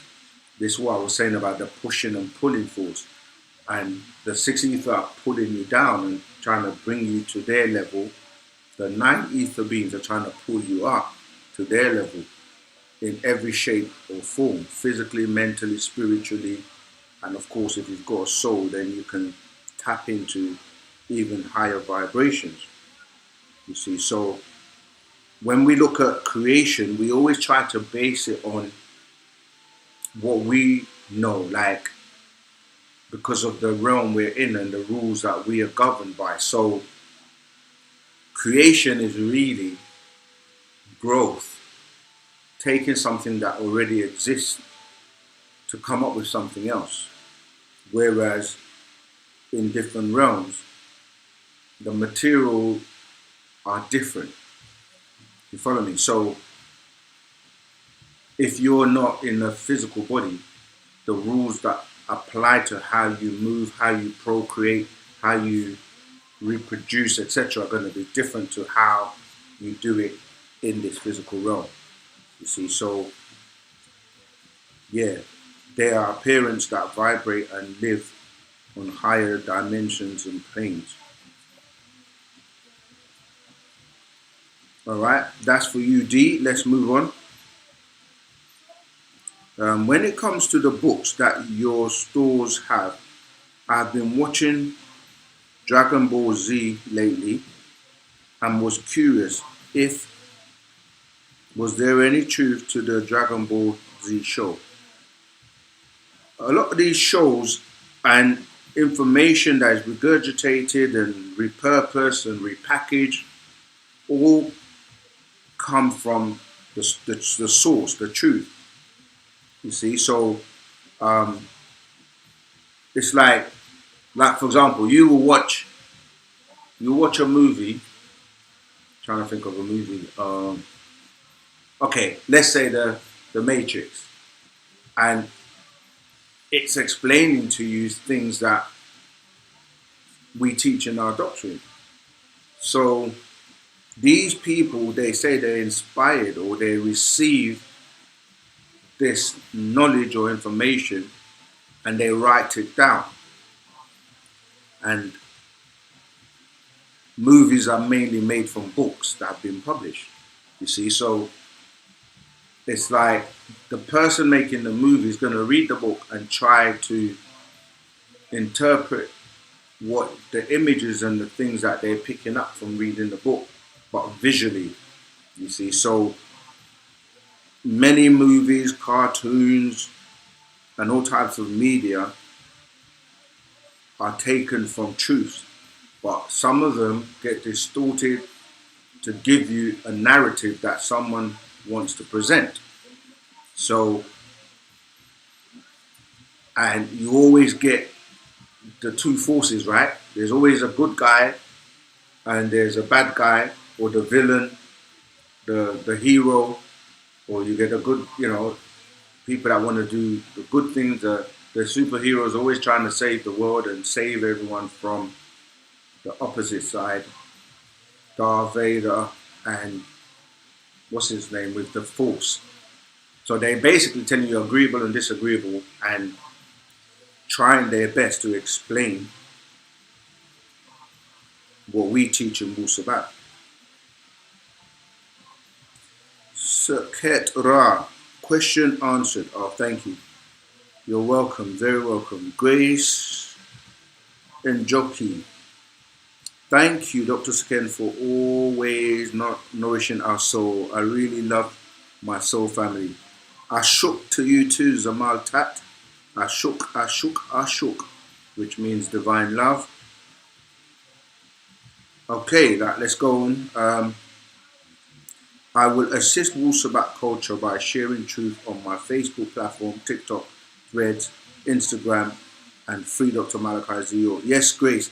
That's what we want everyone to do, because you never know who you're going to reach. And most importantly, if you can also, because, we're clearing his name of the lies, allegations, falsehoods, and everyone who has a platform, TikTok, Instagram, Facebook, help.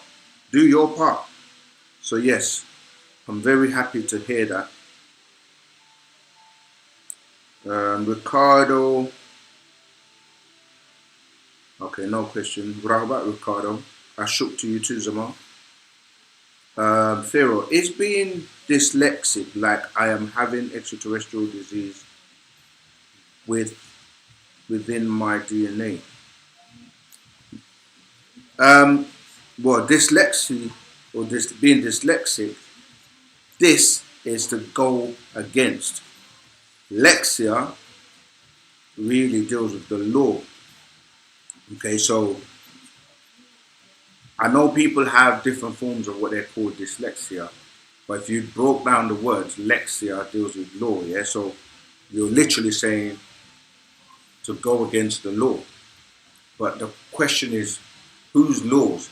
You hear the phrase, you can't serve two masters, right? So we serve the master teacher, or, not serve, because there are old people that are going to go, oh, you see, you guys are worshipping and stuff. Well, even if we are, it's better than anything else we've ever had to. But my point is, dyslexia is to go against the law. And that's why in the Bible it says, you can't serve two masters. And it was dealing with Caesar's law against, because remember that was dealing with the Romans and the Greeks, which law do you serve? Which master do you serve? And so dyslexia is really, if you look at the fact that the disagreeable, the Adamites, they make you do things back to front, because in order to go against agreeable, to go against or to go opposite or more adverse, is to go against. Yeah, so you can't, if you're a divine being trying to do the right thing, you cannot live in the world that's telling you to do things in the opposite direction. So you see that you're taught to write from left to right. But originally we wrote from right to left. You see? You've got two sides of your brain, your logic and your creative.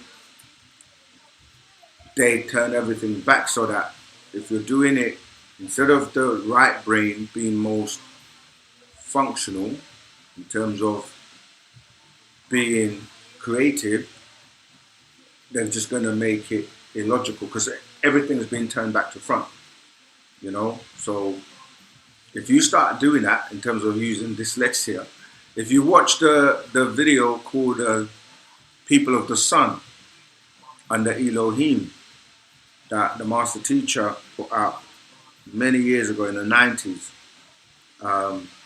he explains it very, very well, because If you look at, say, for example, the word God, if you spell it the other way around, it's going to say dog. But there is a spell being implemented in that. So you have to say, who's doing that? So when you're saying God, are you really saying dog? Because who is dog's best friend? They tell you, right? The Adamites say dogs are their best friend. So these are the types of games where I'm saying that they make evil fair seeming. But we can go on and on with many, many examples. But yes, so dyslexia is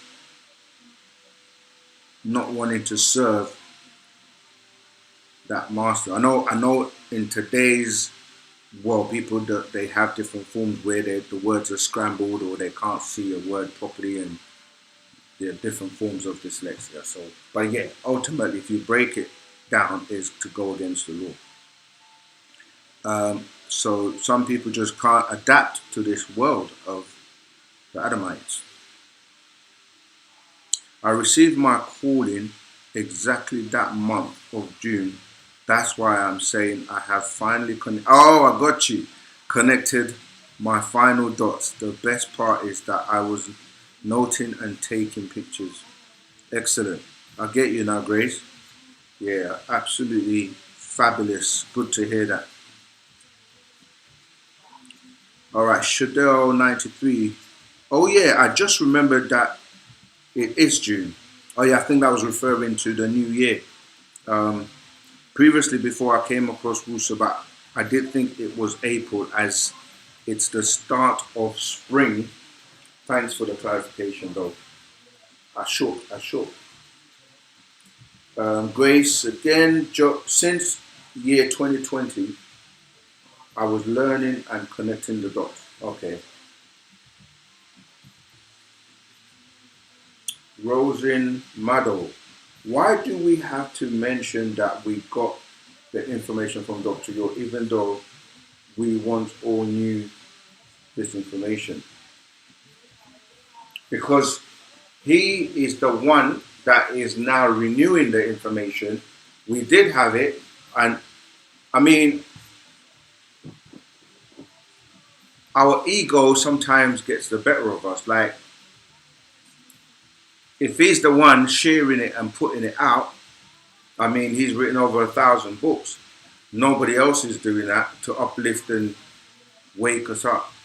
We mention that because when you're humble, you give respect and reverence to someone that's doing a great job or doing something good. Like, that's something that we don't do often enough. Like, there's nothing wrong for us to exalt or show our appreciation love to someone for doing a good job. The thing is, when we do it to everyone else, when we were under the spell and we're having pictures of, the Caucasian Jesus, or, the Arab Muslim, or, the Arabs, Muhammad, or whatever, like different races, they don't have a problem. A lot of their culture is borrowed from us anyway. Like, you see the Asians, they bow to each other as a form of respect. So when you say, why do we have to mention that we got it information from Dr. Yor, even though we once all knew this? But we once knew it and we forgot it, and we're not practicing it, and we're not living it. He came to resurrect it and to renew it and to teach it to us. So why would we not give him his due, respect? Respect due. Where respect due, respect is due. If you were doing that, we would do the same to you. So why shouldn't we mention him, that we got it from him? This is the problem. A lot of people, they act like the information is coming from them. Some people do it for riches. They read his books. Most of the so-called people you know about in the social in the conscious community, many of them read his books. Many celebrities, many people that, many channels that you see, they talk about things that he wrote years and years ago that they're now regurgitating, and they're acting like it's them or they coming up with it. It's like stealing someone's. Okay, a good example: the movie The Matrix. The Nagaru sister that wrote it, she had to end up suing because people took her work and made a movie out of it and didn't really acknowledge her, and they made millions from it. So she had to fight for it's your right to be able to, what I'm saying? Like, that's why you have copyright and patents and trademarks and things, because you can invent something and somebody else would exploit it, benefit from it, but don't recognize you. How would you feel if that was done to you? So we have to let people know that he is the source of that information. No one on the planet has written as much books about every topic you can think about. And I don't sometimes understand or overstand when people say things like, why do we acknowledge somebody or exalt somebody for doing such a great job? We once all knew this information, but we don't anymore. So it stands to reason that we're getting it back, and someone had to be able to break that spell. Oh, Sakam, my brother Sakam Sanan Mantu Hatap has already actually addressed that, so thank you. Right, let me go further down then, because I can see Sakam Sanan Mantu Hatap is answering quite a lot of questions. Okay, I'm at the end of the questions. How are we doing for time? We still have over half an hour to go.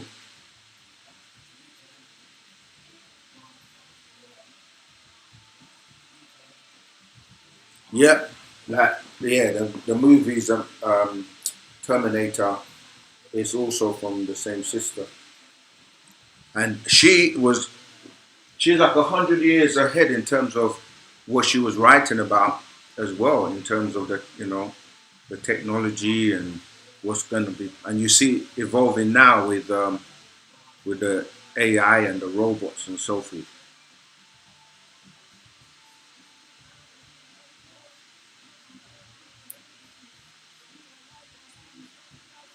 I'm waiting for more questions. If you don't have any questions, I will read and share something.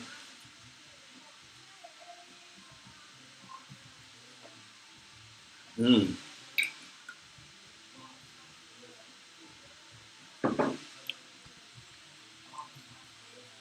Right, let's see if I've missed any questions.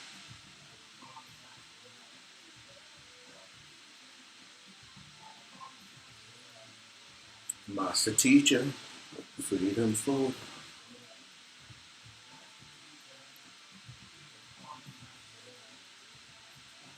Are you guys studying? If you are studying,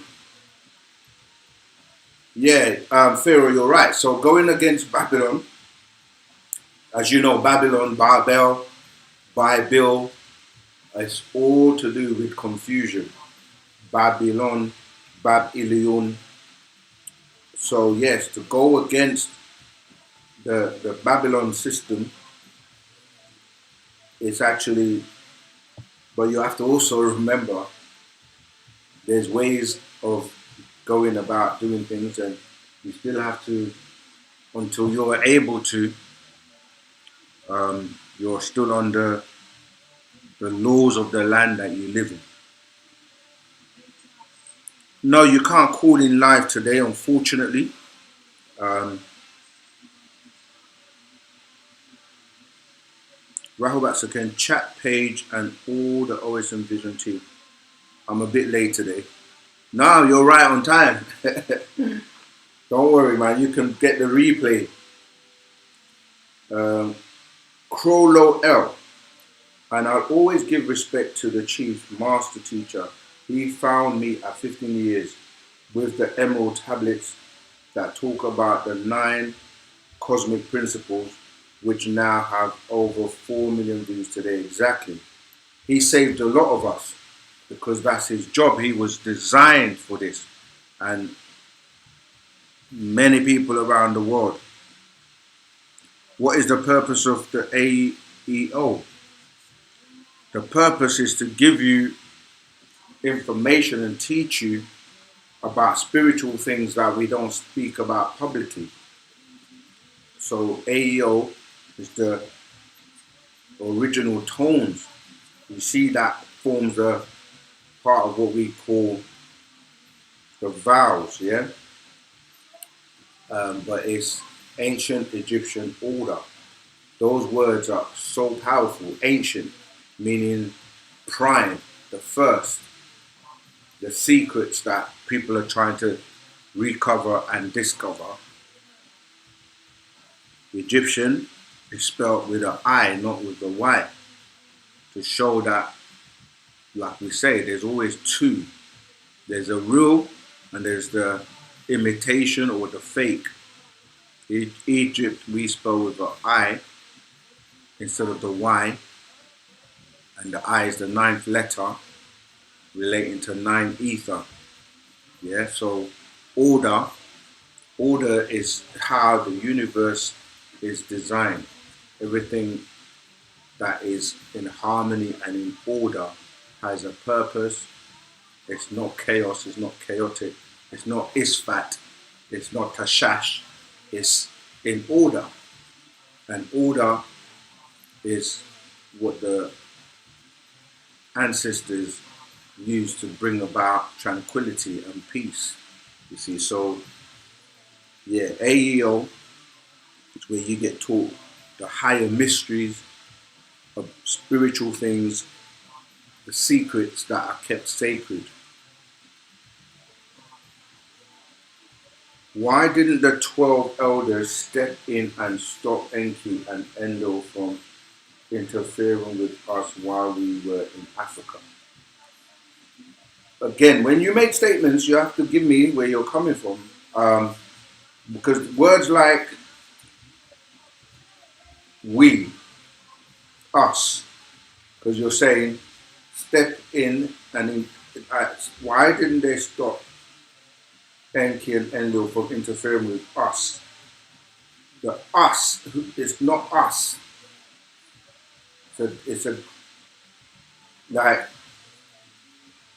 they were trying to save their planet, and they needed gold, and they needed to create a being that could do the work. Yeah, because they were finding that work very difficult. It's like today, man is trying to create robots or using AI to help us do a lot of work. And if you're following what's happening in the world in technology, you're hearing things like soon most of the manual jobs are going to be gone because robots are going to be doing it. You know, if you look at Elon Musk, he's actually producing and building robots that can do pretty much most of the tasks that you don't like to do. So there's a plan that just like everyone now has a mobile phone or cell phone, having a robot's going to be like having a Hoover. Everyone's got one, right? So they are just so intelligent that they were creating beings, biological entities, to do the work. Other extraterrestrials were creating beings for food. So different extraterrestrials had their reasons for what they were doing. So when you're saying us, really you're talking about the Anunnaki and what they were doing and the beings that they were creating. You see? Then you had other beings that came along to create the Adamites. So extraterrestrials, a lot of them that did things on this planet weren't supposed to. They weren't even supposed to come here. They just broke immigration intergalactic immigration laws.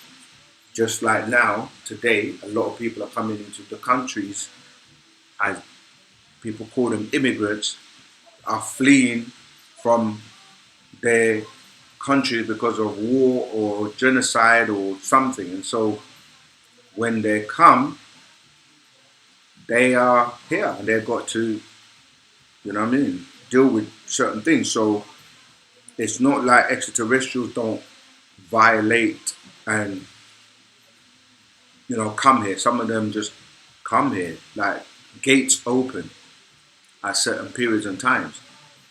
They teach you and show you this in movies like Men in Black, where many extraterrestrials, they run and come to Earth and hide here. Yeah, so the MIB, the Men in Black, their job is to find these aliens and send them back home, or some of them are terrorists in other planets or galaxies, and they run here and they come here, disguise themselves. And so what I'm saying is, when you start to overstand the Anunnaki and Enki and then Lil and what they were doing, it's not us they were interfering with. And our ancestors have always tried to protect us, but if you're not listening, then they just let you go. So even now, we're teaching wu-sabat and saying that you've got to give them back everything. Stop living and behaving and acting like you're an Adamite. And some people don't listen and they still do it. So when that time comes, because it's by design, they're being eradicated and being eliminated from the planet. So yeah, so you got to think about what's the reason. What's the reason? There's a reason for everything. Let me see that, Zamaltat. Wow, these are amazing. So these are so beautiful, tying into what we're talking about. Our family are producing these wonderful scrolls for children, for the Karadu, from temple babies. Yeah, I'm trying to make sure that the reflection, so you can see, there you go. Temple babies, your coloring books. Yes, let me show them that too. And these ones, they basically help you learn the harufat. The harufat. Yeah? So we've got all of these available. All the tools and the materials are available, so you can learn the language. And you use this in conjunction with the language course. And really, that's one of the ways of breaking the spell and for us to elevate to becoming, look at that. How beautiful is that? See, you learn your colors, you learn your numbers, you learn, you know, the words, and then you start to build a vocabulary. Really, if your children grow up learning this is what we have to remember. The children are the future. Karadu are our future. So it's very important for us to stop, like, just realize your potential and what we're capable of, and that we have to leave a legacy.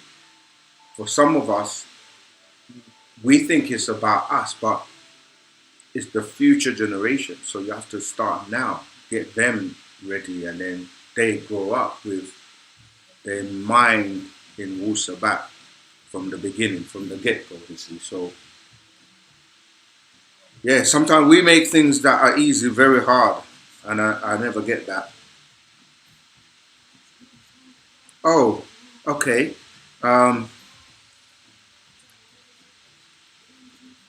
Okay, let me keep going. So, Simon Stern, it was a pleasure meeting you on Wednesday. That book I picked up called The Mind. Wow, yeah. The mind, you see, it all starts with the mind. Yeah, it was a pleasure meeting you too. Yeah, I remember you, Nazamar. The master is the master. He has the medicine, the formula. If you want to remain spiraling downwards, that's up to you. But if you want to raise up to becoming a supreme being like he is,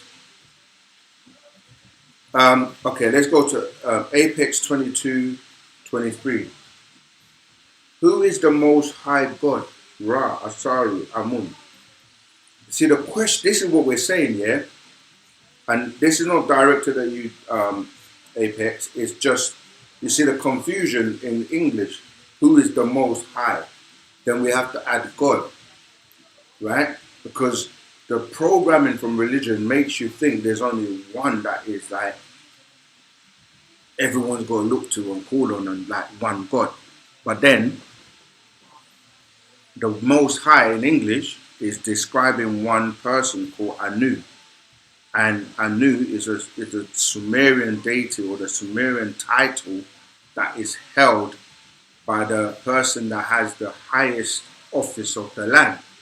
Just like today, the highest position of, depending on where you live, which country, is going to be like king, emperor, prime minister, president. But different people can attain that position. And every election or whatever, people get swapped over. So when you say who's the most high, God, extraterrestrials, Ra in ancient Egypt, that will be who most people were looking to as being in that position of attainment. So like I just gave you examples. So the highest being would have been Ra, and Ra was also a representation of what was considered the highest power in terms of the sun. You see, so the sun, without the sun, we the Melanonite children, sun people, knew that the sun, as you see it in the skies, is really energy. It's a ball of energy, hydrogen and helium constantly converting, burning. But that's a form of energy that comes from another state, and it personifies, even though from Earth you're looking at it, you're thinking it's like a ball, but it's like when you get, the closer you get to it, it's not a physical ball, it's energy, atomic energy that comes from somewhere else. So you have the physical version and you've got the ethereal version, which is, it's like yourself. You have the physical you, but you have your spiritual or etheric version, because you have the unseen world and you have the seen world, and some can be in tune and feel things that are not seen. You see, so when we're saying Ra, it was a seat that was held by that pharaoh. So let's say Amun Ra, the people that were in that seat. You see, so you have Atum Ra or Amun Ra, Atun Ra, and we say Re or Reye in the language. You see, so that was a high seat, because you're dealing with that energy that's so powerful. But then we went on to talk about other beings like Hika and Huhi, Hika, and Saye or Sia. You see, those are again higher levels of elemental beings. So depending on where you are, the most high will be the person that is in the highest position. So in Sumeria, that would be Anu. It's like saying the best runner at 100 meters or the fastest runner. Asaru and Amun, these were people, yeah? Asaru is the same being known as Asar. So you had, they're referred to as the royal family. Like, today in England or other countries, you have a royal family. So Asaru, Asar, who's also known as Osiris, yeah, in the Greek, he had a wife, as we know, they say Isis, but we say Aset or Ashtat. And obviously she gave birth to Hera or Horus. So that's dealing with the royal family. And obviously they had children. Yeah, Amun was also a very powerful being. And he belonged to that high order, the order of Re, or we say Ra, but it's Re. That's why you have Amun Re, yeah, Atum Re. They belong to that order. All right. So in terms, unless you're saying the question is, are you trying to put them in order? Who is the most high God, Ra, Asaru, or Amun? So the Ra, but they're not like in competition or highest, because they work together in a in a circle, like it's like a council. Yeah. So they all work together.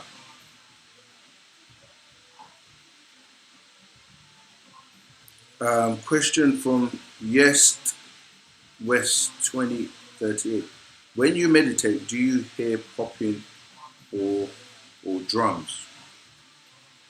Everybody has different attainment in terms of their levels. Um, I don't know if you're directing that question to me personally, but are you saying generally?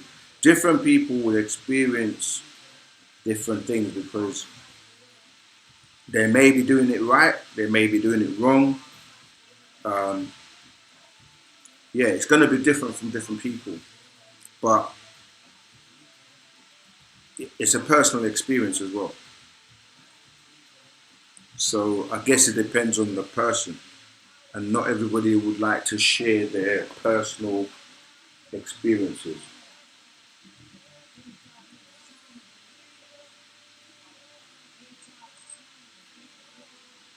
How many Jesus are there? Millions. Jesus. There are millions of Jesus. It's the language. The language is what throws a lot of people off, because when you're saying Jesus, that's a Greek rendition for a title. Names are titles. So Jesus, what does it mean? Where does it come from? Because the J's didn't exist in Hebrew. So you have to break the word, and it's like it'll be a Y. So this is why people say Yeshua as opposed to Jesus. And in Arabic, they're going to say Isa. It means savior. When I said there are many saviors. People try to get locked into the biblical books, the biblical accounts of characters. But even within the book of the Bible, if you really study it, you have three main characters of Jesus. But the name Jesus, or like Isa, it's like how many Peters do you know? How many Johns do you know? So how many Jesuses are there? There are literally millions.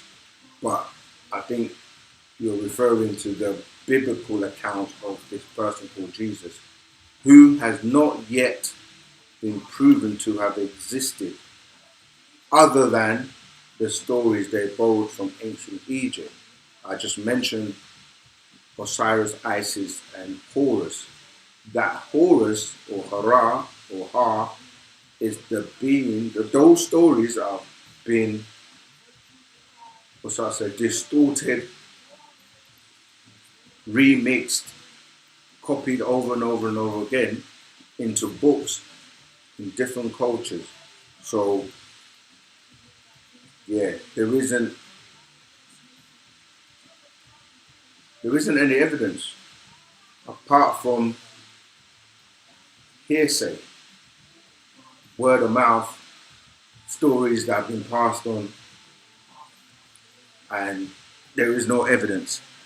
But yet, when you go to Egypt, you can dig up and find people from thousands of years ago, but we can't find any evidence of the characters of the Bible, because they were literally plagiarized from ancient Egyptian stories. All right.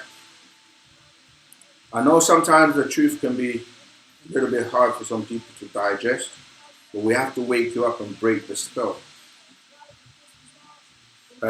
You said, can you please explain how and why? We've already done a video on it. There's a video on OSM Vision called the Free, I think Free Jesus is all. Just search for it. Let me see if I can find it. No, I can't because I'm on the. But yeah, just go on OSM Vision and type or search for Jesus. I'm sure you're going to find it. But all right, let me give you, because you did ask, can you explain how and why? So, according to the Bible, this is important because if we didn't have to reference the Bible, we wouldn't be talking about Jesus, right? So I have to say, according to the Bible, you have the son of Mary and his stepfather Joseph, and then his real father Gabriel.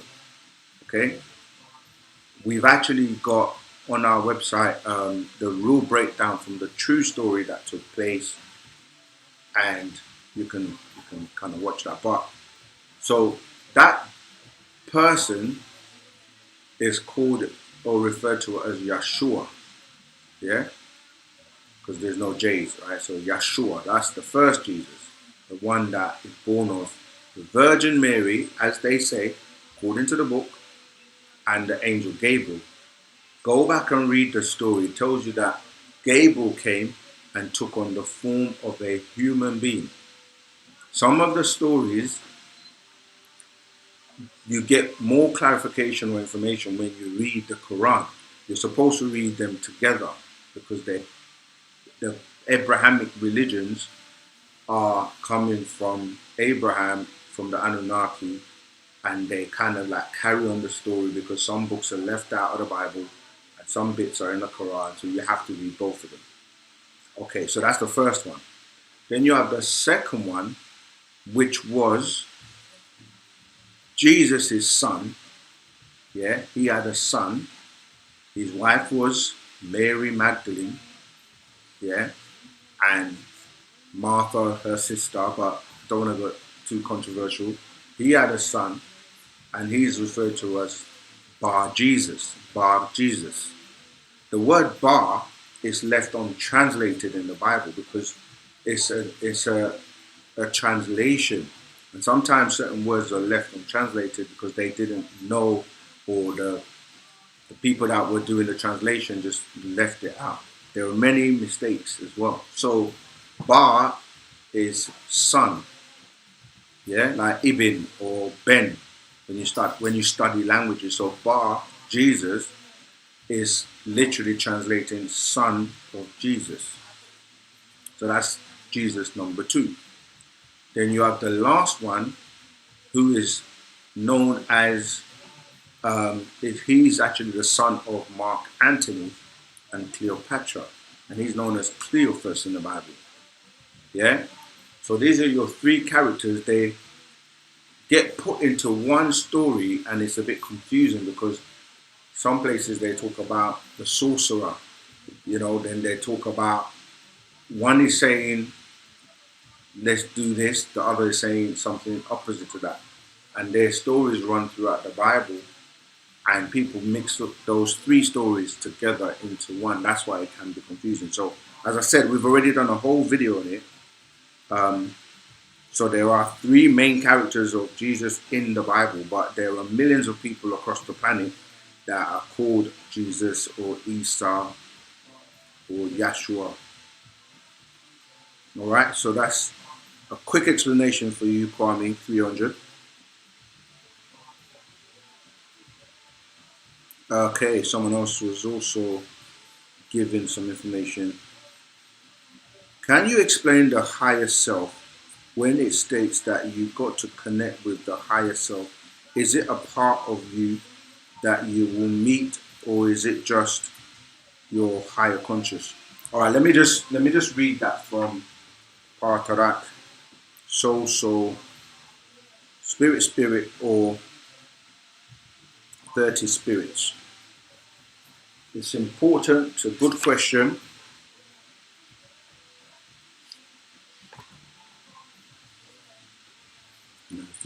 Okay, it's not this one. Let me look. I think it's soul, spirit, spirit. Yeah, here you go. Right. So soul, spirit, spirit. Partarak, the way by Parnababyanun. I'm going to read the whole of it so that it kind of goes into your question. 1. Likum, my beloved, Noapu, Karadi, Noapian children. You asked about the soul and spirit. 2. Do you know and remember all I said to you of them, and you as females and males? 3. Noapians. I told you of Ba'ah, soul, and Rawah, soul. 4. And I spoke to you about the Ka'ah, spirit, and Nafas, spirit. So here you see there are 2 renditions of soul, right? So you got one is Ba'ah, which is soul, and the second one is Rawah, which is soul. And then the spirit, you have Ka'ah, which is spirit, and you have Nafas, or Nafish, which is spirit. Then 5, and about the Akh, this is what you're asking about, the etheric being, and the Khu, the oversoul. Alright? And you ask again about these parts of your existence. 1. Pa-Khu is the over-being. 2. Pa-Akh, the etheric being. 3. Pa-Ba'ah, the creative, expressional being. 4. Pa-Rawah, the breath of the living being. 5. Pa-Ka'ah, the exoplasmic being. 6. Pa-Nafas, the living being. 7. Pa-Khatat, the physical being. 8. Pa-Khabatu, demigods that are children of Pa-Natharu, called angelic beings, both agreeable and disagreeable. Right? I read this earlier on, so I'm going to just get the Tarak, of course. So I'm going to go to your question because, and this I'm jumping to verse 37. So let you both female, sorry, that's 36, 37. First, we look at the Pahu, the overbeing or oversoul, pre-existence, being of mental, yeah, 38. And then we look at Pa-Akh, the etheric being or creative expression, which is linked to all as an energy double. Pa-Akh, the arc, vibrates on 1 through 10 levels, and 10 is only a repeat of the first level on a higher dimension. This is what I was trying to explain before, that as you're moving up, because you go 1 to 9 and then 10 is a new cycle, right? So 10 to 19, a new cycle and so forth, in terms of subtleties in the etheric. So he's saying that the arc, or what we're calling the etheric, it says it vibrates on 1 through 10 levels, and 10 is only a repeat of the first level for on higher dimension. 10 is in fact 1 again. And then we look at the Pa-Ba'ah, called the soul, the creative expression of emotional being. And there is a counter soul called in our language Pa-Rawah, called also the soul. Yet it is breath or wind and affects the body actions. It ignites with the first human breath of air or the mixture of gases, ether. One breathes the atmosphere or breath. So when you're born, that first breath you take is the beginning of what we call breath. And you breathe without breath, without breathing in and out, you will actually cease to be in this, living in this physical form. So, I mean, it goes on to go on about to go into the other parts like the spirit and so forth, but it's already answered your question because you have etheric parents that you're connected to. Yeah. So, um,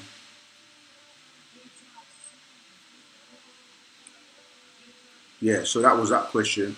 Can you explain the higher self? So your higher self is your etheric counterpart as well as your soul.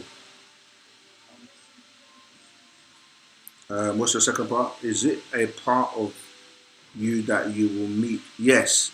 Or is it just your higher consciousness? No, it's connected. So the purpose of you being here is to master this realm, shed this physical body, continue to the next realm, right? The spirit realm, and you learn and graduate from that. You shed that, and then you keep going to the soul realm, yeah. You master that, then you move on to the mental realm, and you're pure mental.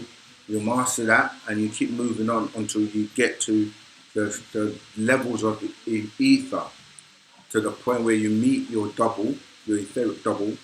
You merge with that. So it's always like a continuous growing or growth until you return back to what we would call Ba'ut. And even that, you're in the outer realms first. You work your way into the center and becoming one. So it's almost like returning back home. Um, all right. Your consciousness is dealing with you connecting to pull higher vibrations and tap into those higher realms so that you can behave and think. This is what people say, the Akasha records, where all knowledge is stored, but it's not. All knowledge is a portion of it. Okay, positive energy in the house. Vincent Jones Rahubat. Positive energy in the house. Ashok. That's right.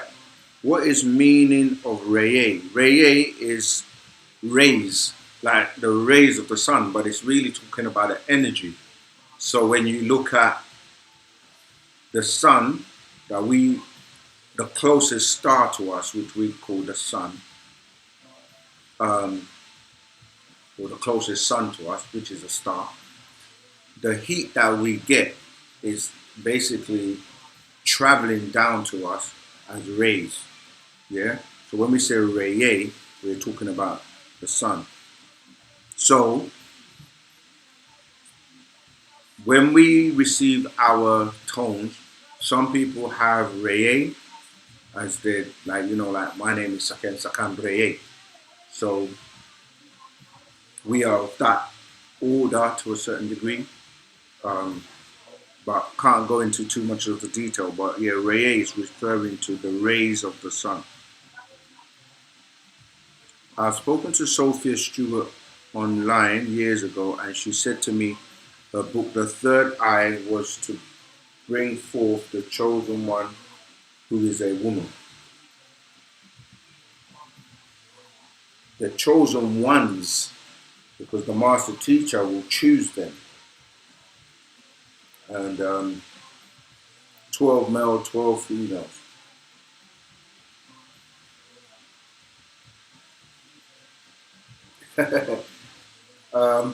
Yes, T. West. That's personal. That's personal experience. But the answer is yes. Um,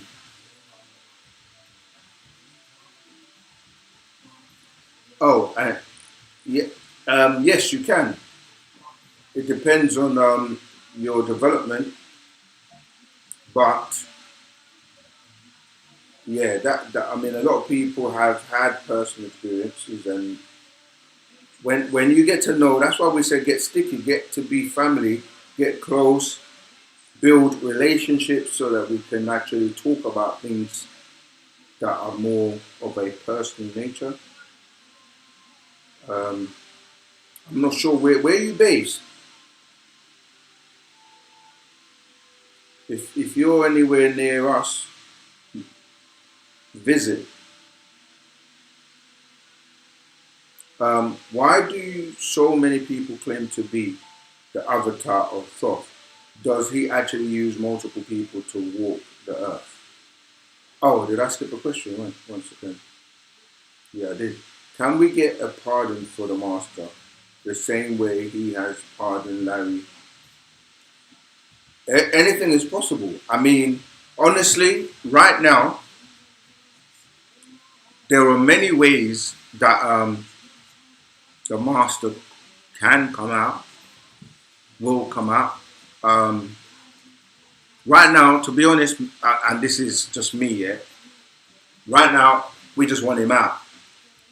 We just want him out, and we will deal with the rest afterwards. So, if it's by a pardon, yes, why not? Like like you say, other people have been pardoned that have but like what is important is that people don't get it twisted, because Master is not guilty of anything, but we just want him home. So great question, wise words. Yeah, the answer is yes. Okay, let me go on to the question that yes, Wes was asking. Why do so many people can claim to be anything, but the thing is, claiming something and then actually proving it by way of your works, by way of your actions, is a completely different thing. So we have to be able to discern and not be fooled by imposters and people that claim things, because you can claim to be this and claim to be that, but then you don't allow yourself to be put in a position where people can question you, or the fruits of your labor are not seen in a way that shows that you are what you claim to be. But the master teacher, who is the incarnation of Tahuti, who people refer to as Thoth, who is an avatar, yes, he can be in multiple places at the same time, working through multiple people, because when you start to learn and study the being that we're talking about and read My Brother the Extraterrestrial, you will find out. But yes, the answer is yes, and no one can imitate him. So he can be in your dreams or visit you, and many people have had the experience. So the short answer is yes. Oh my goodness, I didn't even realize that we've run out of time. It's actually 21:33. I didn't realize. That's how much we're getting into wu-sabat. So unfortunately, we've come to the end, and it was a pleasure to be in your company as usual. Thank you all for the questions. Sign up and help us build so we can get more information out to the world. Every corner of the globe needs to know and hear about Bana Badyanun. Help us with your social media to share, pictures of him, snippets, comments. Anytime anyone is coming with any negativity, dismantle it, send them to us. We can dismantle the falsehood, wrong information, literally in seconds, if not minutes. All right. So let's keep our positive vibration and energy up. Remember that everything you need is available. You have to. This is the saying, one of the sayings of the master teacher I'm going to leave you with. Okay? The key does not open the door. You do. Who I do.